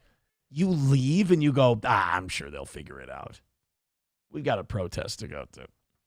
At the scene, police say they spoke to the woman and got her side of the story, where she claims she got into an argument with Rozenstruik while they were driving from their storage unit in Pembroke Pines. The woman, according to the incident report, told authorities she chose to ignore him, which prompted him to allegedly, actually, and intentionally slap her hand, causing her cell phone to fall to the car floor. When you're hanging out with your friends, is there anything funnier than slapping something out of their hand? It's just so retarded, but not your girlfriend when you're fighting. After picking up her phone, she says she continued to ignore him, which she claims led to him slapping her hand once more. It really does seem like these fighters have a bit of an anger issue. The woman told cops when she tried to get away from him, he grabbed her by the arm to prevent her from leaving the vehicle. She says I don't get that. Like anytime a woman's mad and pissy and like her leaving the vehicle is like a blessing. God, you know what? Yeah, let's take 5. She says she then punched the combat sports star with a closed fist in the head multiple times in self-defense. According to the report, Rozenstruik then released her arm, but the two continued to argue. She claims that he went in for a kiss. Bro, read the room. Which she says she declined, calling him, quote, a nasty beast. So it always hits different when it's a black guy. He's like calling him a nasty beast. Like, yeah, wait a minute. How'd you mean it? Rozenstruik allegedly then bit her right bicep against her will. So someone calls you a nasty beast and you go, I know how I'll refute these claims. I'll bite them like a wild animal. From there, the woman told cops they drove to another part of the city where they continued to argue. She claims Rozenstruik once again stopped her from leaving the vehicle, with the woman claiming she once again punched him in self-defense. Guys, I'm going to go out on a limb here and say maybe these two need some time away from each other. I think that a separation might be necessary. Jesus. Cops say you ever have couples or sometimes you see couples like this in the news? Or of couples personally, hopefully when you were younger, not now. and they get into fights that are kind of like this, and they go, oh, no, this happens to us all the time. Like, this is like a Matt Mead Scarlett thing where it's like, oh, yeah, this happens to us all the time. It's like, yeah, guys, it shouldn't. And if it is, maybe it's time to, end the Codependency Act. I hear that Rosenstruck biting this woman and committing domestic violence and beating a woman and catching a charge and biting her was the only way he thought he could get invited to Hackamania after Cumia got the guy. Dude. I mean, if she's underage, you're well into Hackamania. I mean, they'll let you in just for that. But the biting a woman, too? You're a woman biter. You get in. Cops say they saw the woman had a visible bite mark on her right bicep, redness on both of her forearms, and a red scratch and bruise mark under her right eye. Wow, he did more than bite her then. Ultimately, law enforcement said, due to the above factors and the totality of the circumstances, probable cause that Rosenstruck was the primary aggressor during this incident and committed the alleged crime was established. So they arrested him. Was he the Black Rhino? Oh, no, Derek Lewis is the Black Beast. But I think Rosenstruck might be the Black Rhino. Oh, no, Biggie Boy. Oh, that's fucking gay. He's Biggie Boy. Ultimately, law enforcement said due to the factors, they decided he was the primary aggressor. Rosenstruck was booked on 2 charges, 1 count of touch or strike, battery, domestic violence, and 1 count of false imprisonment. That's not good. He's the Dirty Boxing Organization champion. He became the champion in Cleveland. Well, that's not good for your organization. I don't know. Well, I guess if you're like a really little organization, maybe this is like any publicity is good publicity kind of a deal. Still not great. Not a good look when your champion is his new opponent is his girlfriend. OG Anonymous Fake Dono trying to get something done here. Says Natalie getting censured was sweet, but she kind of screwed the toe one last time with that mediocre performance. Right? I was expecting to make bank off of Natalie tonight, and we haven't made dog shit, and she went out with a whimper. Her one last fuck you to the toe is nobody's going to give you a fucking dime. Son of a bitch. T. Duden asking if his girlfriend was Scarlett Hampton. Oh, man. David P. says, bare knuckle is cool, but you have to be retarded to try and make a career of it. Do you have to be retarded or do you have to be a guy? Like, think about it. In UFC, you're making maybe, low 6 figures a year. If you're just a regular top 10 guy, you're making maybe 6 figures. You don't make as much in UFC as you think. I mean, you see these big boxing contracts, but that ain't the way it is in UFC. But like, you're making 6 figures a year. And everyone thinks their career is going to last longer than it actually will. So when you go in there and you're like, well, I'm making $250,000, $300,000 a year. I probably got another 3-4 years left in me. And then they cut you loose. Now all of a sudden you've got this big hole blown in your budget. You've got no income. And you're like, fuck, I need to make some money. I need to, pay my bills. So then they have all these, like I said, they have all these offshoot organizations. Like they have a wrestling, like a amateur wrestling style, Greco-Roman style wrestling league. Like they have a submission league. They have bare knuckle boxing, dirty boxing organization. All these places where these old UFC guys can go, and they're glad to have them because they can kind of, market themselves off this guy's name. Some of his fans will follow, and, dirty boxing organization can get a little bump from it. That's why I'm saying if Dirty Boxing Organization is not a big deal and it doesn't have a lot of fans, this charge is not necessarily going to be the worst thing. Because you can always have, Rosenstruck can now be the guy that everybody hates, and they're like, oh, he's a woman beater. We want to see him get the shit beat out of him. That's kind of how, not Mike Perry, who was the former Cowboys guy everyone wanted to see get beat up? Greg Hardy. Everyone always wanted to see Greg Hardy get his ass kicked because they thought he was a woman beater.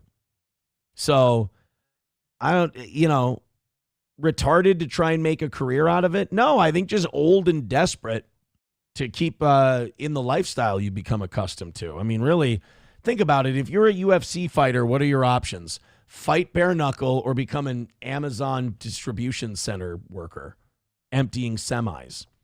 T. Duden said she is lying. When has a woman ever chosen to just ignore things? Oh, when they want to piss you off, when they want to get you going, they can ignore you.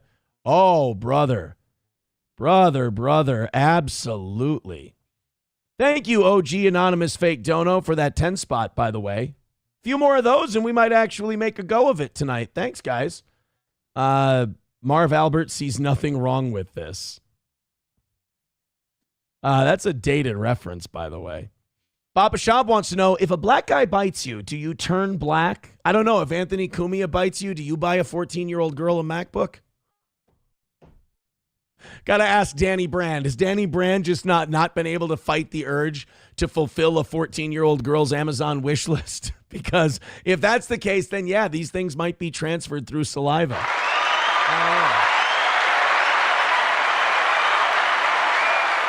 My Lost Interest says, what dude bites his girl when not having sex? I mean, can we just expand that to who bites? Like, who over the age of 14 months bites? I mean, when you have kids and their teeth first start coming in, sometimes they'll bite. You know, they're just, sometimes they'll do that thing where they just gnaw a little, and then they'll bite down sometimes. That's a bitch. When you get that for the first time, when you don't realize your kid has teeth coming in yet, and they gum you a little, and you're like, oh, that's funny, and then, and you feel that first tooth, you're like, motherfucker, and you yell really loud. I remember when my youngest, I was sitting watching, the Vikings were playing the Packers one season. I was at my parents' house, and my youngest daughter, she's very little. I mean, let's see, this game was in December. She was born in May, so 6-7 months old. And she's on my lap, and the Vikings had scored a touchdown, and then they intercepted an Aaron Rodgers pass.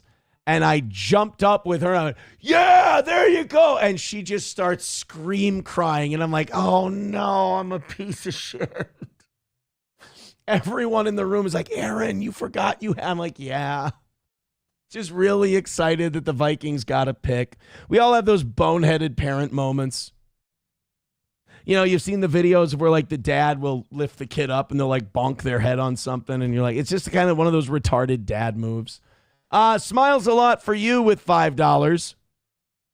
Says, looking forward to Rumble Friday. Oh no, that always seems ominous to me when people say they're looking forward to Rumble Friday. All right, me too. I was actually going to announce a little contest for the show. Since you guys like using Suno so much for steel toe songs, I was going to say that everybody, like anybody can give $5, create a Suno theme song for steel toe, submit it with a $5 link. We'll have a contest. Whichever one we end up picking for the show's theme song at the beginning of the show, beginning and end of the show, we'll get a VIP package. We'll send that out to them.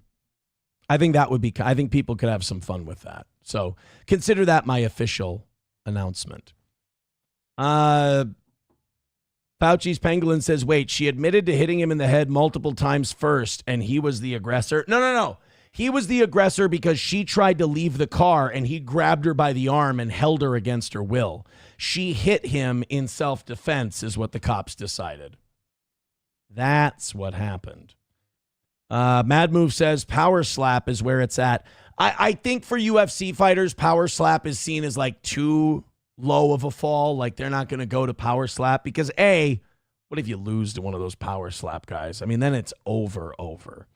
T. Duden says eventually they fall down to bum fights. You know what they could do is that, what's the one where they set up plywood and shit and they make a ring out of like driftwood? It's is it West Coast Boxing? They've got a YouTube channel and they've got people that just like go out in the desert and they box each other in a makeshift ring made of pallets. It's a real thing, I'm telling you. Papa Shab says they need tard boxing. Easy contract for Aaron. Clip this. Luis J. Gomez has mentioned me fighting Mike Harrington in a boxing match at either Skankfest or some other event. I DM'd him everything. I want to do it. Get it out into the ether. I think Lewis took a poll on his Twitter. The majority of people in the poll said bring Steel Toe in to fight Mike Harrington. I want Mike Harrington. That sounded really fucking gay. I want to fight Mike Harrington. I think it would be a lot of fun. I get past Mike Harrington. I want to fight Alex Stein. I got a list. Call me the hitman of Skankfest Boxing because I got a list. I got a hit list. That didn't sound good either. But I want Harrington. Passionately. I passionately want Mike Harrington. He's on my list. So get it to Luis J. Gomez. Let him, because I'm worried that now Luis has done all of this stuff about like, oh, do you want to? Do you want to? I feel like I haven't been enthusiastic enough with my yes. Yes, absolutely. I want to get it on with Mike Harrington. And not just with my mouth, with my body. You get the idea. You get the idea. Mad Move says that would be entertaining. Yeah, I want to do it. T. Duden says you will kill Harrington, and it hurts me to say that. I mean, I'll tell you guys a secret, and I know some of you don't want to believe it because you want to see me a certain way, but I've been in the ring hundreds, if not thousands of rounds in sparring and fights. I'm going to tell you something, that if it hurts you to say that I would beat Harrington in a boxing match, guys, I would beat all of these guys in a boxing match. I mean, I've seen Luis go. Luis can go. Luis would be tough. I might not pull that one out. But like Harrington, Stein, I've watched them box. It's not good. MSO says my money is on Alex Stein. I told Alex Stein because he was working with Street Jesus. What's his name? Masvidal. Masvidal, not a good boxer. He was working with Masvidal in Miami, and I told Alex, I go, what are you doing? And the answer is hanging out with fucking Jorge Masvidal in Miami. But like, I said, come up to Minnesota, spend a few Thursday nights in the gym. We'll spar, we'll get you ready, and you'll fucking kill this Harrington guy. He ended up winning anyway, although I will say I scored his fight with Harrington for Harrington. I thought Harrington beat Alex Stein. No, Yankee, I'm not going to get involved in Mandingo fighting. I don't think I qualify. I think it's kind of a racist consideration pool. You going to play patty cake in the ring with him? I mean, maybe a little. I might just try to outpoint him, not risk too much. Who knows? Papa Shab says, you aren't mean enough, Aaron. Ain't about mean. Boxing ain't about mean. Boxing is a thinking man's game.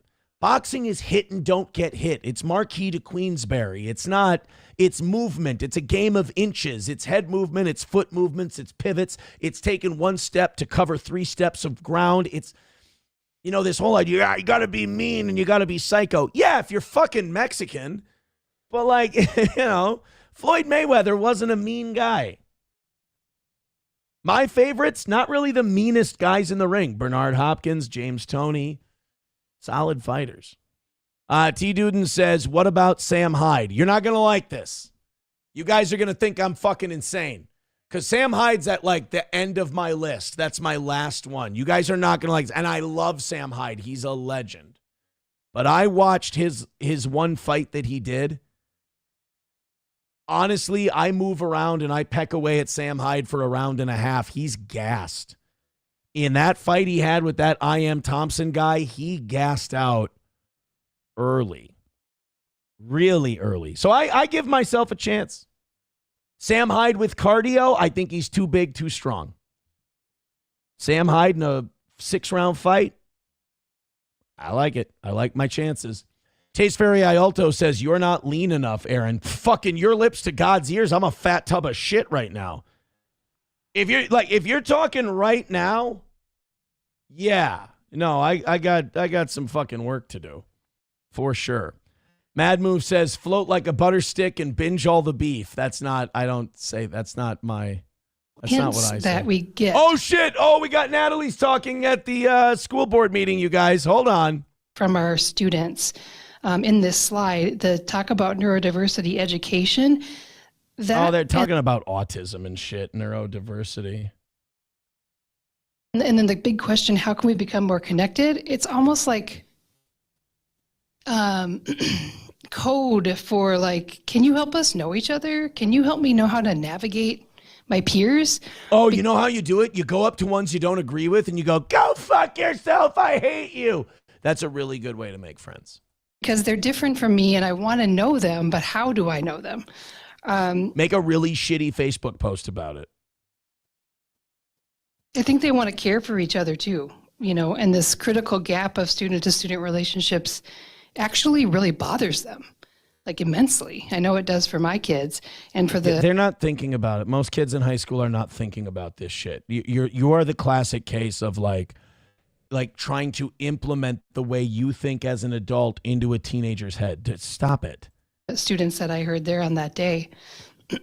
And I don't have the answers. I'm just putting more questions on the table. Aren't I good? No shit. Yeah, no, we know. You could have just went ahead and kept that to yourself. But thank you for asking the important questions. Oh, I'm And sorry. then Haven't you been lastly, censured? Quiet. Calm environments. So thanks for putting that on there. I'm just really proud of to have my kids in a district that has been a leader in our anti-cell phone policies and still having them at high school because we're teaching them that real word. Like you won't just be able to put your cell phone to the side while you work an 8-hour day. So we ride the line constantly of future ready. Could you just drink a fucking water, please? Just drink a water. Until maybe your brain can. It gets your warm water, especially. It gets your metabolism going. Thanks for this, and thank you that this is just the first of the future of many of these. So thanks for your work. Donna, you referenced. I just want to point out the person who just spoke has been censured.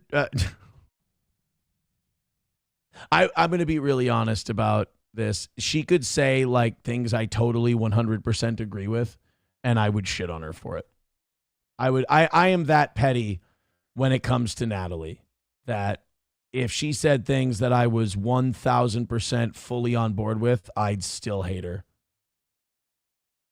I would still think she was the absolute worst. My Lost Interest says, Aaron, button cookies in your corner between rounds. You got this. All right. You know what? A button cookie. That sounds fantastic. Los Federales says, believe it or not, I used to live close to George Chavallo. He used to invite me to barbecues a couple of times every summer. Amazing man, tragic family story, yet solid all-around guy. Oh, no, now I'm in the part of the chat where they're shitting on Natalie. This ain't good. Oh, boy. This is bad news. Look at that. Jesus H, look at that upper arm girth. You want to know how insecure I am? For a second there, I thought he was talking about me and I wasn't going to read it. I was really like, I'm not making any money. I made $40 tonight. We're not getting any gifted memberships. I'm not also going to take all of this abuse. But it does make me feel better to read abuse of Natalie. It makes me feel better that way. But when he said, Jesus H, look at that upper arm girth, I'm like, I don't have to take this fucking abuse for free. I'll have you know. Yankee says, I have a tent that looks just like that. Get T-Dude in a membership if you could. Hair looks greasy. Did she eat the entire student council? She does have really stringy, she looks like an unbearded Rasputin. A puffier, unbearded Rasputin. She looks nothing like Rasputin. Just dirty hair. Darkwind says her left arm looks like it's the size of a butterball turkey. MSO says that blouse could house 2 homeless families. How do you get hair that greasy? That bitch is a tubby. Oh my God, it's so mean.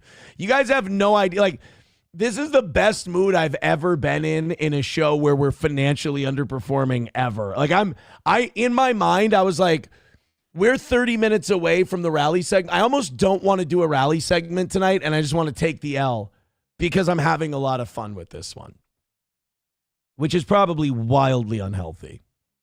So you guys just throw in a bunch of money and we won't even worry about that part. What idiot got her pregnant? Well, believe me, he got the fuck out of there. So, in some level, he's like, shit, I fucked up. Bigot on Socialist Media says there isn't enough alcohol I could drink for her to look better. Los Federales says Aaron wants Vince McMahon, Natalie on her chat. No, I don't. Aces, wait a minute. Aces says, holy shit, she has more chins than Aaron. Now, wait a minute. The fact that you're even comparing our two body types is really hurtful. I still run full court basketball and box. How dare you? Kraken Slappin says, so is she actually being kicked from the board? No. She's not being kicked from the board. What's happening to Natalie is she's been censured, which is basically them acknowledging you fucked up. You've done a dog shit job. We don't like the job you're doing. You do this again, you're out of here. And they can also remove her from her leadership post now that she's been censured. Grand Poobah says, no, Aaron, her ex didn't fuck up. He most certainly fucked down. Well, I mean, now we're getting into semantics. You guys want to see something wholesome tonight? I feel like there's been a lot of vitriol. I feel like there's been a lot of ugliness. And I have to admit, it's all been coming from me. I have a story about Gene and Judy Hedrick. They started buying season tickets for Indiana football in 1959. And Monday, they were on hand to watch Indiana finally win a national title. And I have to say, while we watch this story, you guys will probably feel about this story a lot different than I do. Because for you, you're going to go, wow, this is so great that this guy got to feel the feeling of his team winning a championship. Even at an advanced age, it's got to be incredible for him. I'm watching this terrified going, I'm never going to know what this feels like as a Vikings fan. Even like people would be like, oh, it's so sad. It was like he's in his 70s or 80s and he gets to experience this. Imagine getting this win in your 20s or 30s and you could really go nuts celebrating. Bro, I'm a Vikings fan. I'm pretty much conditioned at this point that I'll never know what the hell this guy's experiencing. Gene, you have been following IU football for how many years? I've had season tickets for 61 years. 67 years. Wait a minute. Sorry, I'm old as fuck and I can't remember shit, but thank God the old bag's still alive to remind me what a piece of shit I am. Ma'am, he's on live TV. You don't need to correct him, okay? You don't need to humiliate the guy when his team just wouldn't be terrible if the old man just gave her a back elbow out of habit. I've had season tickets for 61 years. Honey, 67. Who told you to talk? You know what? 66. But who's counting? But who's counting at this point, right? More than 60 1959. 1959. What is it like to be here tonight and witness history? Well, it's a privilege. Actually, it's just a... it's a little bittersweet since it's not all white players like it used to be, but, beggars can't be choosy. Hit the goal. A blessing that I've been here this long and I could witness something like this. And I have so many friends who are up in heaven right now looking down. Jesus. Would love to have been here, and I think of them all the time. Dude, God, I'm so scared of getting old. Fucking hell. Did you watch her during this? I'm going to go back and watch this. Does this happen when you get old? You just lose the ability, like your mouth just shakes and you can't close it all the way? Her jaw, it looks like she's doing like a puppeteer thing the entire time he's talking. And him going, I got a lot of friends who are up in heaven and I get to experience this. I hate shit that that makes me think of the fact that not only am I going to die, but like, what if you're one of the last ones hanging around? Shit. Look at her mouth. Long and I could witness something like this. And I have so many friends who are up in heaven right now looking down and would love to have been here, and I think of them all the time. And they're really great people at Indiana University. And that's what the university is, great people. That's what makes a good university. What the fuck? Like, I don't get it. Like, her eyes are scary, obviously. But, like, why is her mouth doing that? Is that something I have to worry about? Is my jaw just going to sling around? Or is she jawing from coke? Hopefully she's just geeked to the gills. I mean, go for it. Witnessed so much IU history, so many different chapters of IU football. Did you ever think that they would be at this moment in time? Well, you always just think, wait till next year. Wait till next year. Oh, God, this is me. This is me someday. It's like parole in Shawshank Redemption. Like, yeah, they'll give me a Vikings Super Bowl, but when I'm old and shitting myself and I can barely enjoy it, then they'll throw me a bone. This poor guy. Yeah, he's always next year. Like, I don't know. At this point, not always. You take it easy. And, but no, I never thought anything like this would ever happen. If you could say anything to Coach Kurt Signetti The N-word. Oh, you mean sorry, to the coach. I apologize. right now, what would you tell him? I'd say he did perform something that that no one thought would ever happen. No one. No one. All right, old man, get the fuck off our television. Nobody cares anymore. And you, ma'am, shut your mouth. You're going to get that thing caught on a tripwire. Okay. Look, it was a feel-good story, but at the same time, Jesus Christ, that's depressing. 09 Canyon says, look at how she's looking at him. She loves him and is happy that he's so happy. No, and that's wonderful. That's great. I absolutely love that. But it's still hard to look at.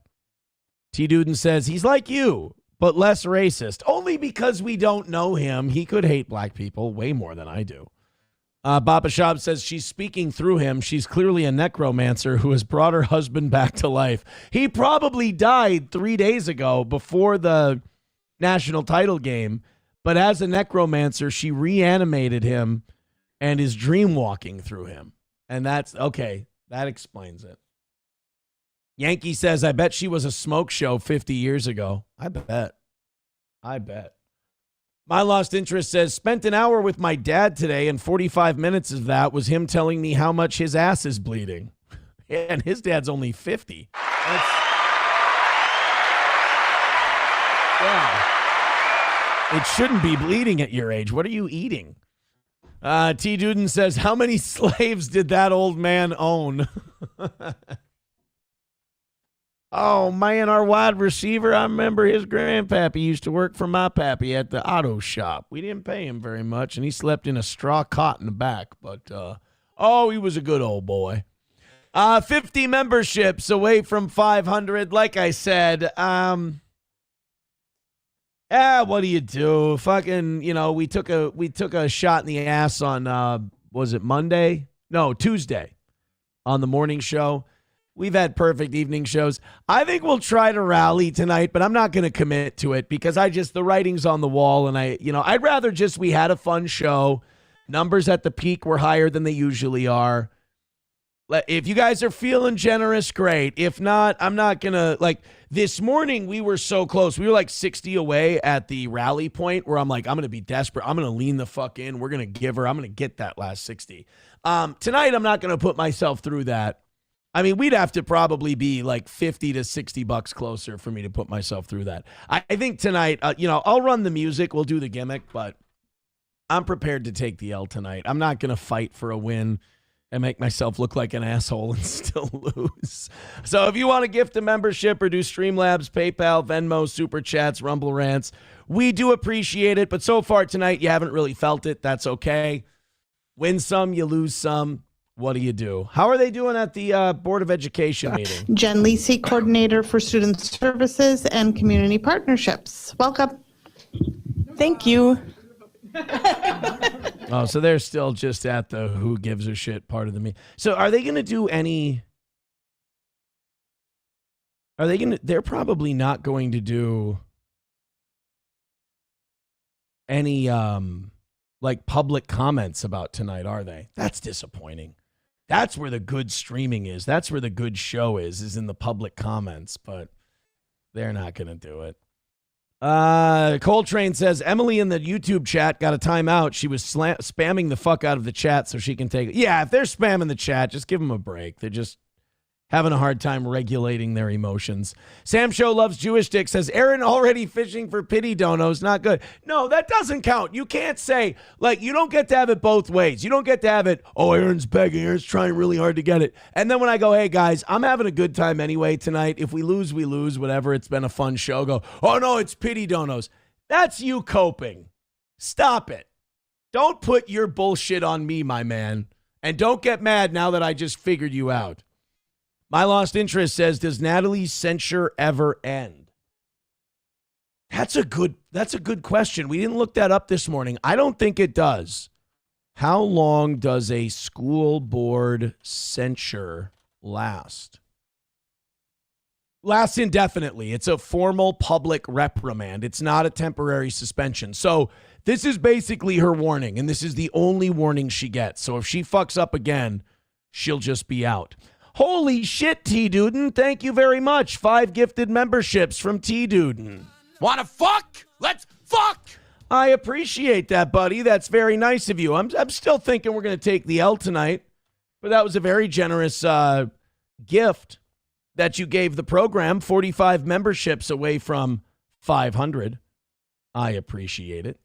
Yeah, that censure's on her permanent record. She ain't getting out of that one. Did you see what? Oh God, you may not be a football fan, but I saw this today. This was fucking weird.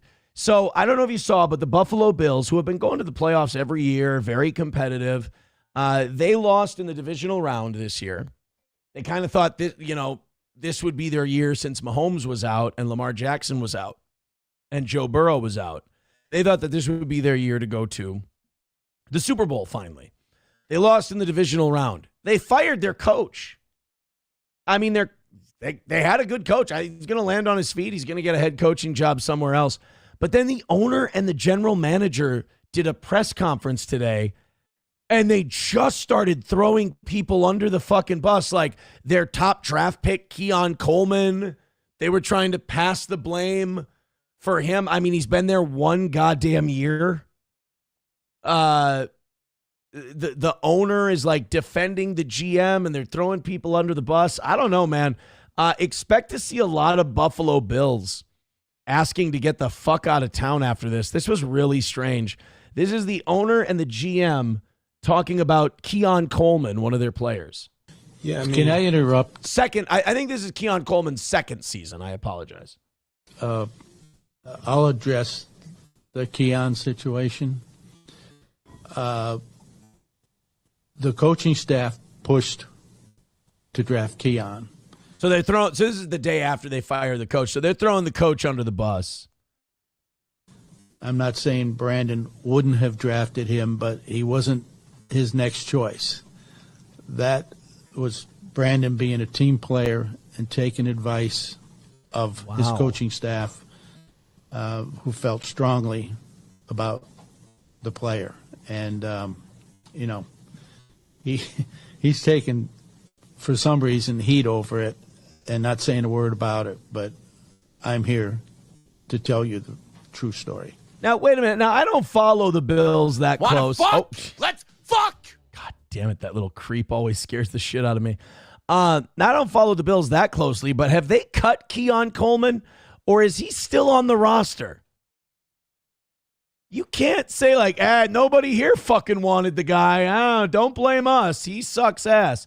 Yeah, he's still a Buffalo Bill. He's 22 years old. He's young as shit. It's only his second season in the league.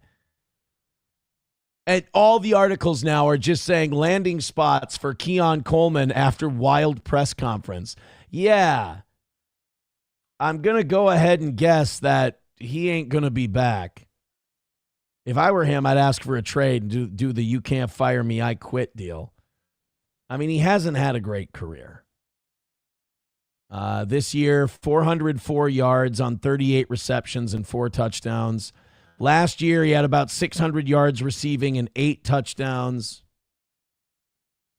But he only played in 13 games this year, and he only played in 13 games last year. He played in 26 games. Give the kid a chance. Jesus. But nope, they're just throwing him the fuck under the bus. I wonder, has Josh Allen said anything about this? See, like if I'm Josh Allen, if I'm a lot of players right now, I kind of want to explore my options and get the fuck out of Dodge. NBC News report, Josh Allen has faith in the Bills' leadership.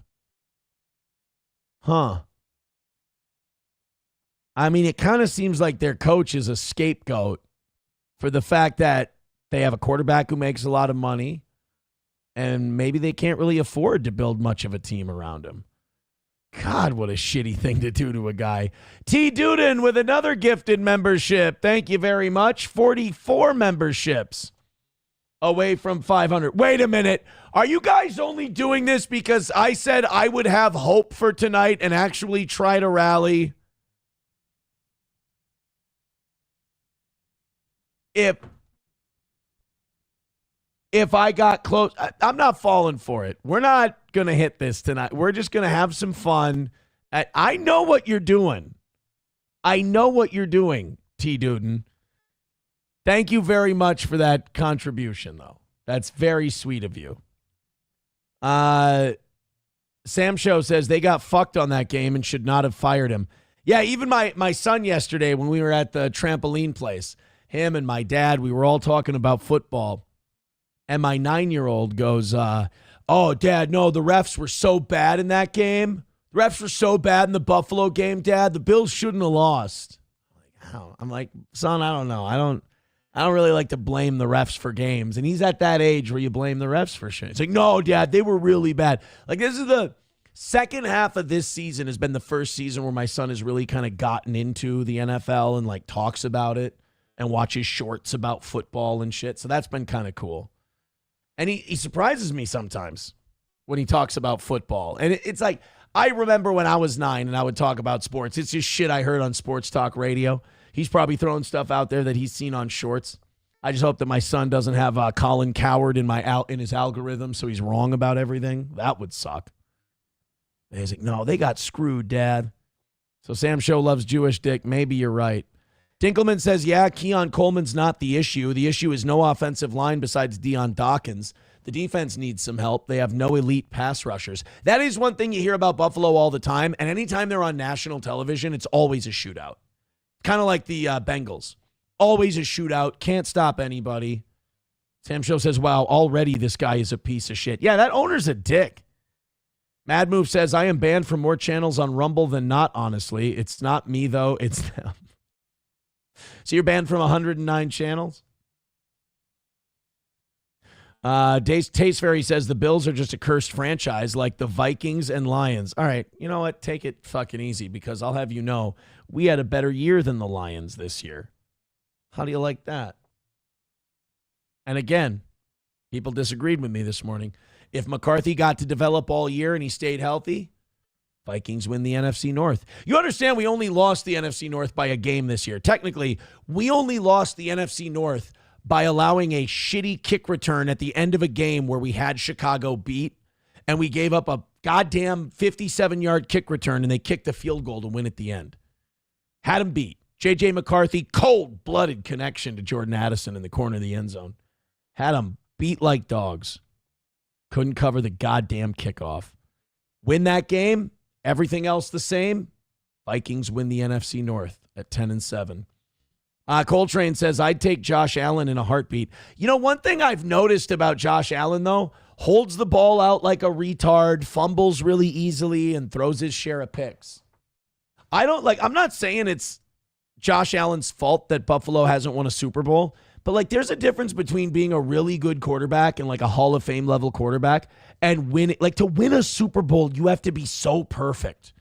Not for the whole year, but at least for those playoffs. Like your team has to be damn near perfect. Like that Eagles team that won the Super Bowl last year, and it pains me to say this because I hate the Eagles. They were so perfect in that game against the Chiefs. I mean, they were unbeatable. Every team that wins the Super Bowl, you take that team, that game, that night, and that's one of the hardest teams to beat in NFL history. That Eagles team, and really that Eagles team in 2017 too, the night they played the Patriots, I mean, they were lights out in that game. I'm telling you, Sam Show Loves Jewish Dick says, I'm telling you, the pity thing worked. I know you better than you know yourself. It wasn't pity. I'm saying I've enjoyed tonight's show. We don't need to win every goddamn day, and tonight's been fun, and I don't want to ruin it by go on, and then taking the L. We're out enough right now where it's really probably not that possible to knock it out tonight. So I'll play the music and you guys can rally if you want to, but I'm expecting an L and I'm cool with it. Sam Show Loves Jewish Dick thinks I'm pulling some kind of Jewish trick, but I'm not doing it.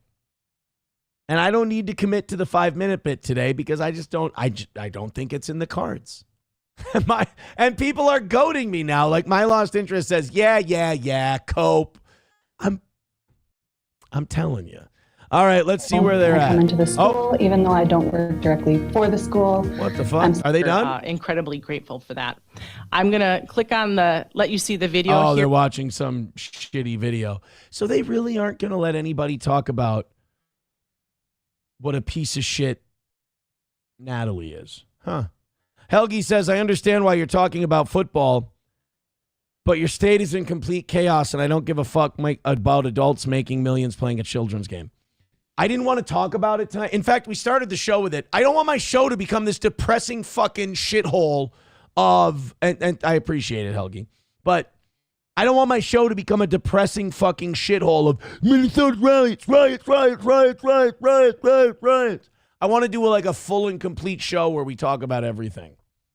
I don't want to do 4.5 hours of one fucking thing. I did want to play this. Andrew, before we go tonight, Andrew Tate. Oh my God, did he tuck tail and run on this? We've been covering the Miami gay guy, quote unquote, conservative grifter get together where they played the Heil Hitler song in that Miami club. And they've been kind of getting everybody's thoughts on it and everybody's opinions.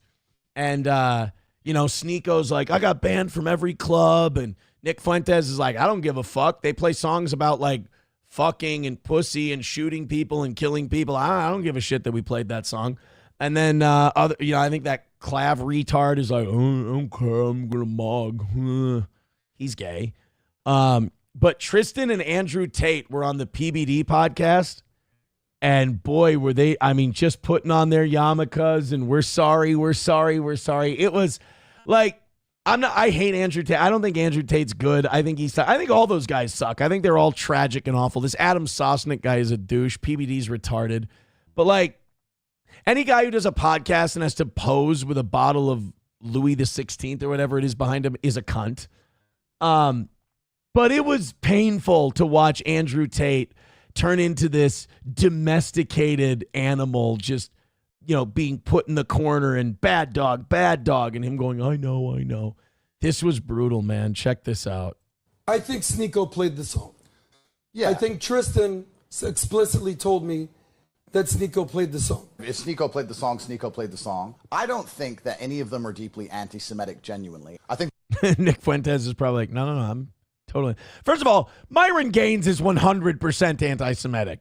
With Myron Gaines, it's not about Israel. It's not about Zionism like with most people. He doesn't like Jews. they're just kids. It gets a reaction. They think they're funny. They're on the internet. I really didn't do anything wrong. I understand why some people were offended. I got on a bus. Full-grown men made decisions while I sat on my phone. I then got off the bus and stood in a nightclub while other people played songs while I sat on my phone. So it's so clear. By the way, Andrew Tate sounds like a blast at the club. That songs like this can't be played without meeting genuine power in the world. Don't you think, to somebody who is completely detached from this situation, somebody at Why are you wearing a vest and suit doing a podcast? You guys look like cunts. home who has nothing to do with this situation watches it and sits and goes, ah, see?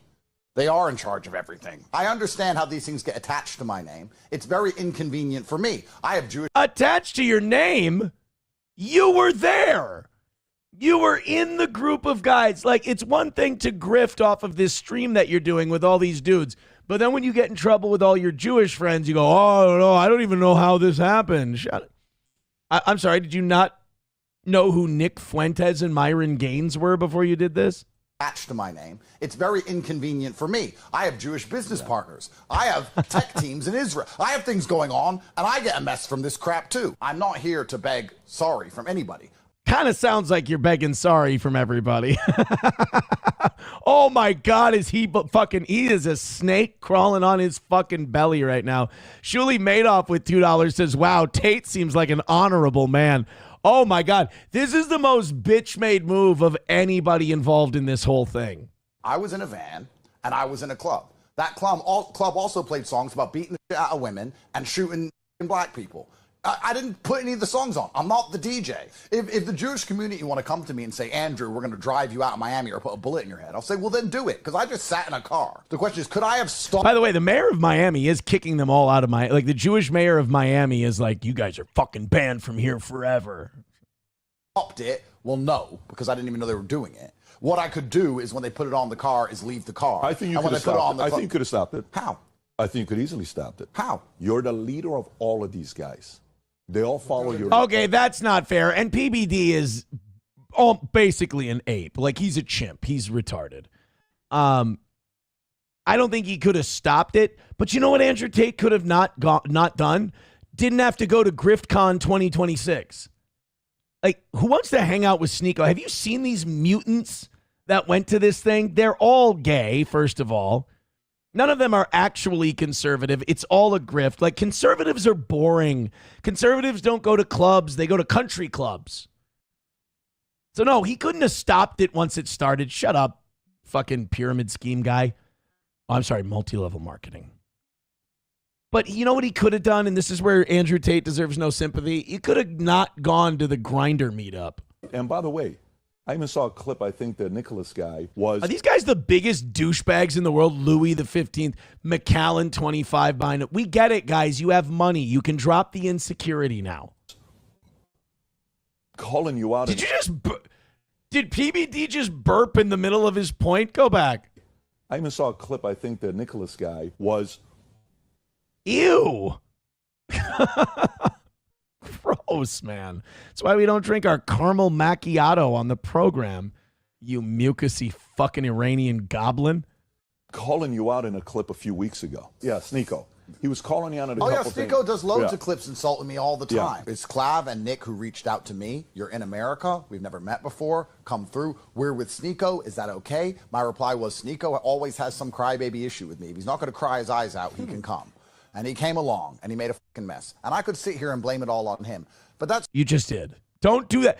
Don't. This guy is such a worm. I could sit here and blame it all on him. Right. No, yes, like you did. Truthfully, not. I don't know. That just feels wrong to me. I'm not going to sit here and say who else it was. But Sneeko's not your friend, bro. Because in my opinion, those are the two biggest culprits. Sneeko... First of all, Andrew, do not let this little Jewish weasel drive a wedge, buddy. Come on. Stay strong. This and playing the song. And even though Sneeko's insulted me a trillion times, and even though he put the song on, I just don't think it's prudent for me to sit up here and throw him under the bus. Okay, come on. This is funny. We'll do the rally after this. We're going to put off the rally for a little bit. I'm enjoying this too much. Come on, dickhead. Even though Sneeko did put this together, and even though Sneeko did turn on the song, it's not right for me to throw him under the bus. Even though, you know... These guys are all clowns. Maybe I should. Maybe most people in my position would say, Sneeko's insulted me a whole bunch of times. He's going to insult me again next week. That's all he ever does is flip-flop. I didn't even want him there. He got invited by the other guys. He put the song on. He got me in trouble. Perhaps I should sit here and just blame some other dude. But what I'm actually just going to do... That's what you just did. ...do is tell my side of the story. Tomorrow, the BBC is going to print Andrew Tate, misogynist, sits on... Patrick Bet-David podcast. No, they'll write. No, instead they'll now write Andrew Tate, Mossad agent. My ideas are dangerous because they're convincing young men to do dangerous things. Crime against women is bad because of Andrew Tate, and they're going to say it's because of me on podcasts with my ideas. Make women women again. Yep. The answer is certainly not feminism and wokeism. The fuck are you guys babbling about? Keeping your women in hijabs. So which one is it? Correct. Right. So we need to be complimentary. Wait a minute. You know Andrew Tate's a Muslim, right? Like Adam Sosnick's like, yeah, it's not about keeping them in hijabs like those dirty monkeys want to do. And Andrew, are you going to stand up for yourself and your fucking religion, dude? When you were in prison and you said, none of my Christian guys will write me letters, but my God, I got a lot of letters from Muslims. Yeah. And then you chose to become a Muslim yourself. Okay? Yes. And you're still practicing? Would you still consider yourself? Yes. Yes. Have you thought about leaving and going back to Christianity? No. Open your mouth, Andrew, because they're going to take big wet diarrhea shits all up in that purty mouth. Oh, so do I want to live in America and Miami? Yes, but I don't want to live in a clown show. I don't want to live in this mess. I have 4 women with 6 children in Dubai. I'm going to bring them all here. I'm going to bring all my kids. I'm going to buy all these houses and all these things, knowing that. I love the guy who's telling everybody how to be a man has 6 kids with 4 women. You're not telling them how to be a man. You're telling them how to be an NFL running back. Everyone's out to get me? No, I already told you 3 years ago. Dubai's the place for you. If you want to go. These guys are so gay, it makes me want to quit smoking cigars. I don't want to be perceived like this. But isn't that wrong? No, it's not. It's the life you're choosing to live. What's the life I'm choosing to live? My life is cleaner than 99% of people in this city. There are As he sucks down nicotine. Does a rail of coke, smokes some meth. I'm cleaner than most of the people here. Pull me some more McAllen, will you? people here in this free country living lives far more degenerate than anything I do. Aren't you the guy with 6 kids from 4 women just now? Fuck, he's dumb. You deserve to lose your money if you spend it on this fucking guy. I sit on the internet with opinions. I sit on my laptop and I go to the gym. That's it. So I'll ask you this. Understand. You want to go back to the UK and live a sham democracy communism? Of course not. You want to go live under Sharia law in Iran? I understand. Hell no. Fuck does this have? So yes, I understand America has problems. Yep. But you're coming into the wrong room to play the America's bad victim card. I'm not playing the America's bad. What I'm trying to do, America's not bad, and I'm an American. What I'm trying to explain is for my own personal scenario, my own personal situation, I'm trying to optimize for stability. And that's in the most... All right, these guys are so full of shit. We're going to cut it there. I think that's about good. God, that was funny. Sneeko played the song. Sneeko brought us to the club. But I'm not going to throw Sneeko under the bus. Pretty sure you just did. 09 Canyon says 4 wives. He's a principled man. He sure is. All right, guys. I'll play the rally song. We'll see if we get there. We're $95 away, so we didn't make $100 tonight. Let's throw up in honor of that. Let's do this song. Let's go back and find it. Let's play this for the rally in honor of the thing that crazy shit we just watched. Guys, go ahead and throw in a couple of bucks. Streamlabs, PayPal, Venmo, $95 away. I'm going to play this twice. And what is it? Lucas Gage, $7,000. Let's play this song. We'll run it through twice. And then when it's done, we'll see if we can hit that $95. Streamlabs, PayPal, Venmo, Super Chat. $7,000. I don't give a shit about dead kids. I got my $7,000. I love all right, getting here you paychecks go. from Zionists. Hey, man, it was a fun show no matter what. I appreciate your guys' contributions, win or lose tonight. Solid numbers. I appreciate you. If you feel like throwing a couple bucks in, Streamlabs, PayPal, Venmo, links are in the chat.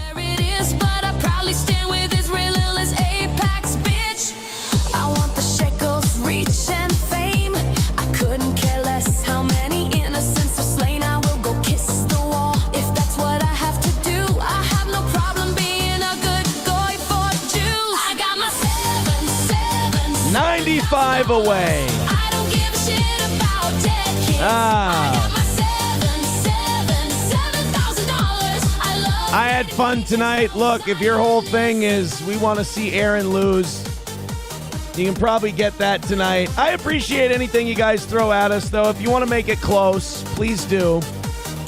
Doesn't mean I'm giving up. It just means I'm accepting the L and we're not going to beg. Come at me with requests to debate. You just want to pick on the only Jewish state. You want to bring up Gaza and the USS Liberty. But who caused the pogroms of Jews throughout history? You're clearly jealous of the Jewish people and me. I know this extra 7,000 makes you see. You're just a loser, an anti-Semite. You hate the chosen people. And there you go. I got my $7,000. Thank you, On a Wall, for gifting a membership. We're $90 away. Probably going to eat it tonight. Oh, well, what do you do? Thank you so much to anybody who threw money at us tonight. Hey, quality doesn't always transfer into money. I'm proud of tonight's show. I thought it was good. I'm just glad you guys are here. I got my $7,000. I don't give a shit about dead kids. My lost interest with a $2 pity dono. Thank you very much. 85 away from today. All right, let's run that song up one last time, and that's our final rally. We haven't even made 100 tonight. Let's at least get to the 100. What do you say? Let's at least get to that $100 mark. 85 away from a win tonight. Not going to happen, but I appreciate if everybody just wants to throw a little something in as a appreciation for the show. $2 from End of Silence says, Toe makes the goal. He cuts nipples holes and puts pepperoni nips on. Nah, hey, look, we lost once already in a morning show on Tuesday. It's just not happening this week. It happens. Front Porch Conservative with $20 says, how about a late rally? Wanna fuck? Let's fuck! Hey, who knows? 70 away. So we've officially hit the $100 mark tonight. That's awesome. Fire up the song one last time. Let's see if we can't get maybe we get within 50 by the end. $70 away. Go nuts. I got my $7,000. I don't give a shit about dead kids. I got my $7,000. I love getting paychecks from Zionists.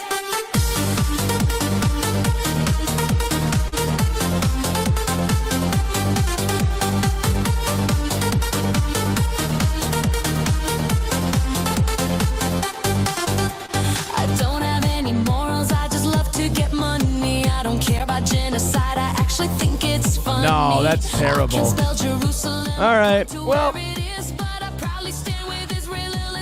70 away. Do what you can. Look, we'll get out of here in just a little bit. We'll get out of your hair. A $70 L sucks, but we had a good show. Hit like and hit subscribe. Just do the free stuff on your way out.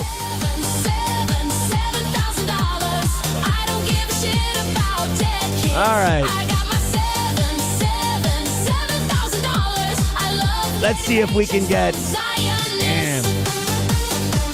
So what would that put us at? We were $15 ahead this morning.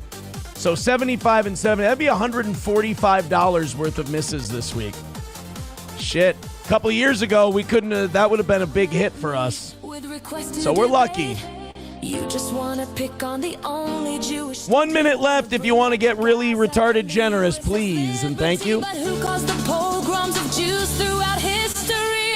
You're clearly jealous of the Jewish people and me. You know, and we also only have one show left this week, so like the worst that can happen is we have a couple more misses. So we're almost done for the week. Some people that love to ankle bite. Yeah, and my lost interest says at least Natalie got censured. Yeah, I think I'm in too good of a mood to like beg. And I did it this morning already, so. What do you do?